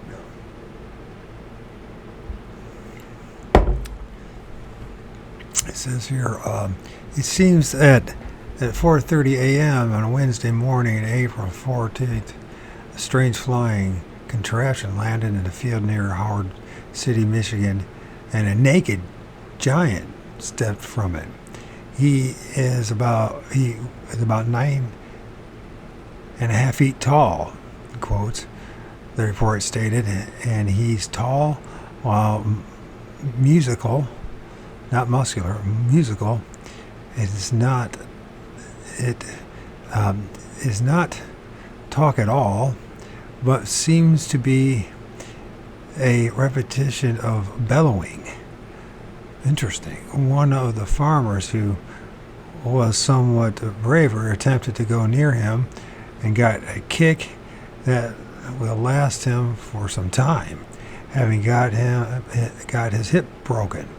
Great excitement prevails here, and lots of people are flocking here from Morley and Howard City to view the strange being at a distance, as no one dares to go near. He seems to be trying to talk to people. There were no follow-up stories on this alleged incident. Have our giants taken to the air? Was a gentleman from Begonia swooped up by a flying machine and deposited in Michigan in 1897. The report mentioned that piles of furry animal pelts were seen on board the object, and Michigan in April might have been unpleasantly warm to a Begonian used to a climate of the Arctic Circle. And that's a good place to stop. Got that finished up. Get this recorded. Apologize for the quality on my end, but I am just a frail old man, so. You're going to try, go all the way. Otherwise, don't even start. If you're going to try, go all the way. This could mean losing girlfriends, wives, relatives, jobs, and maybe your mind.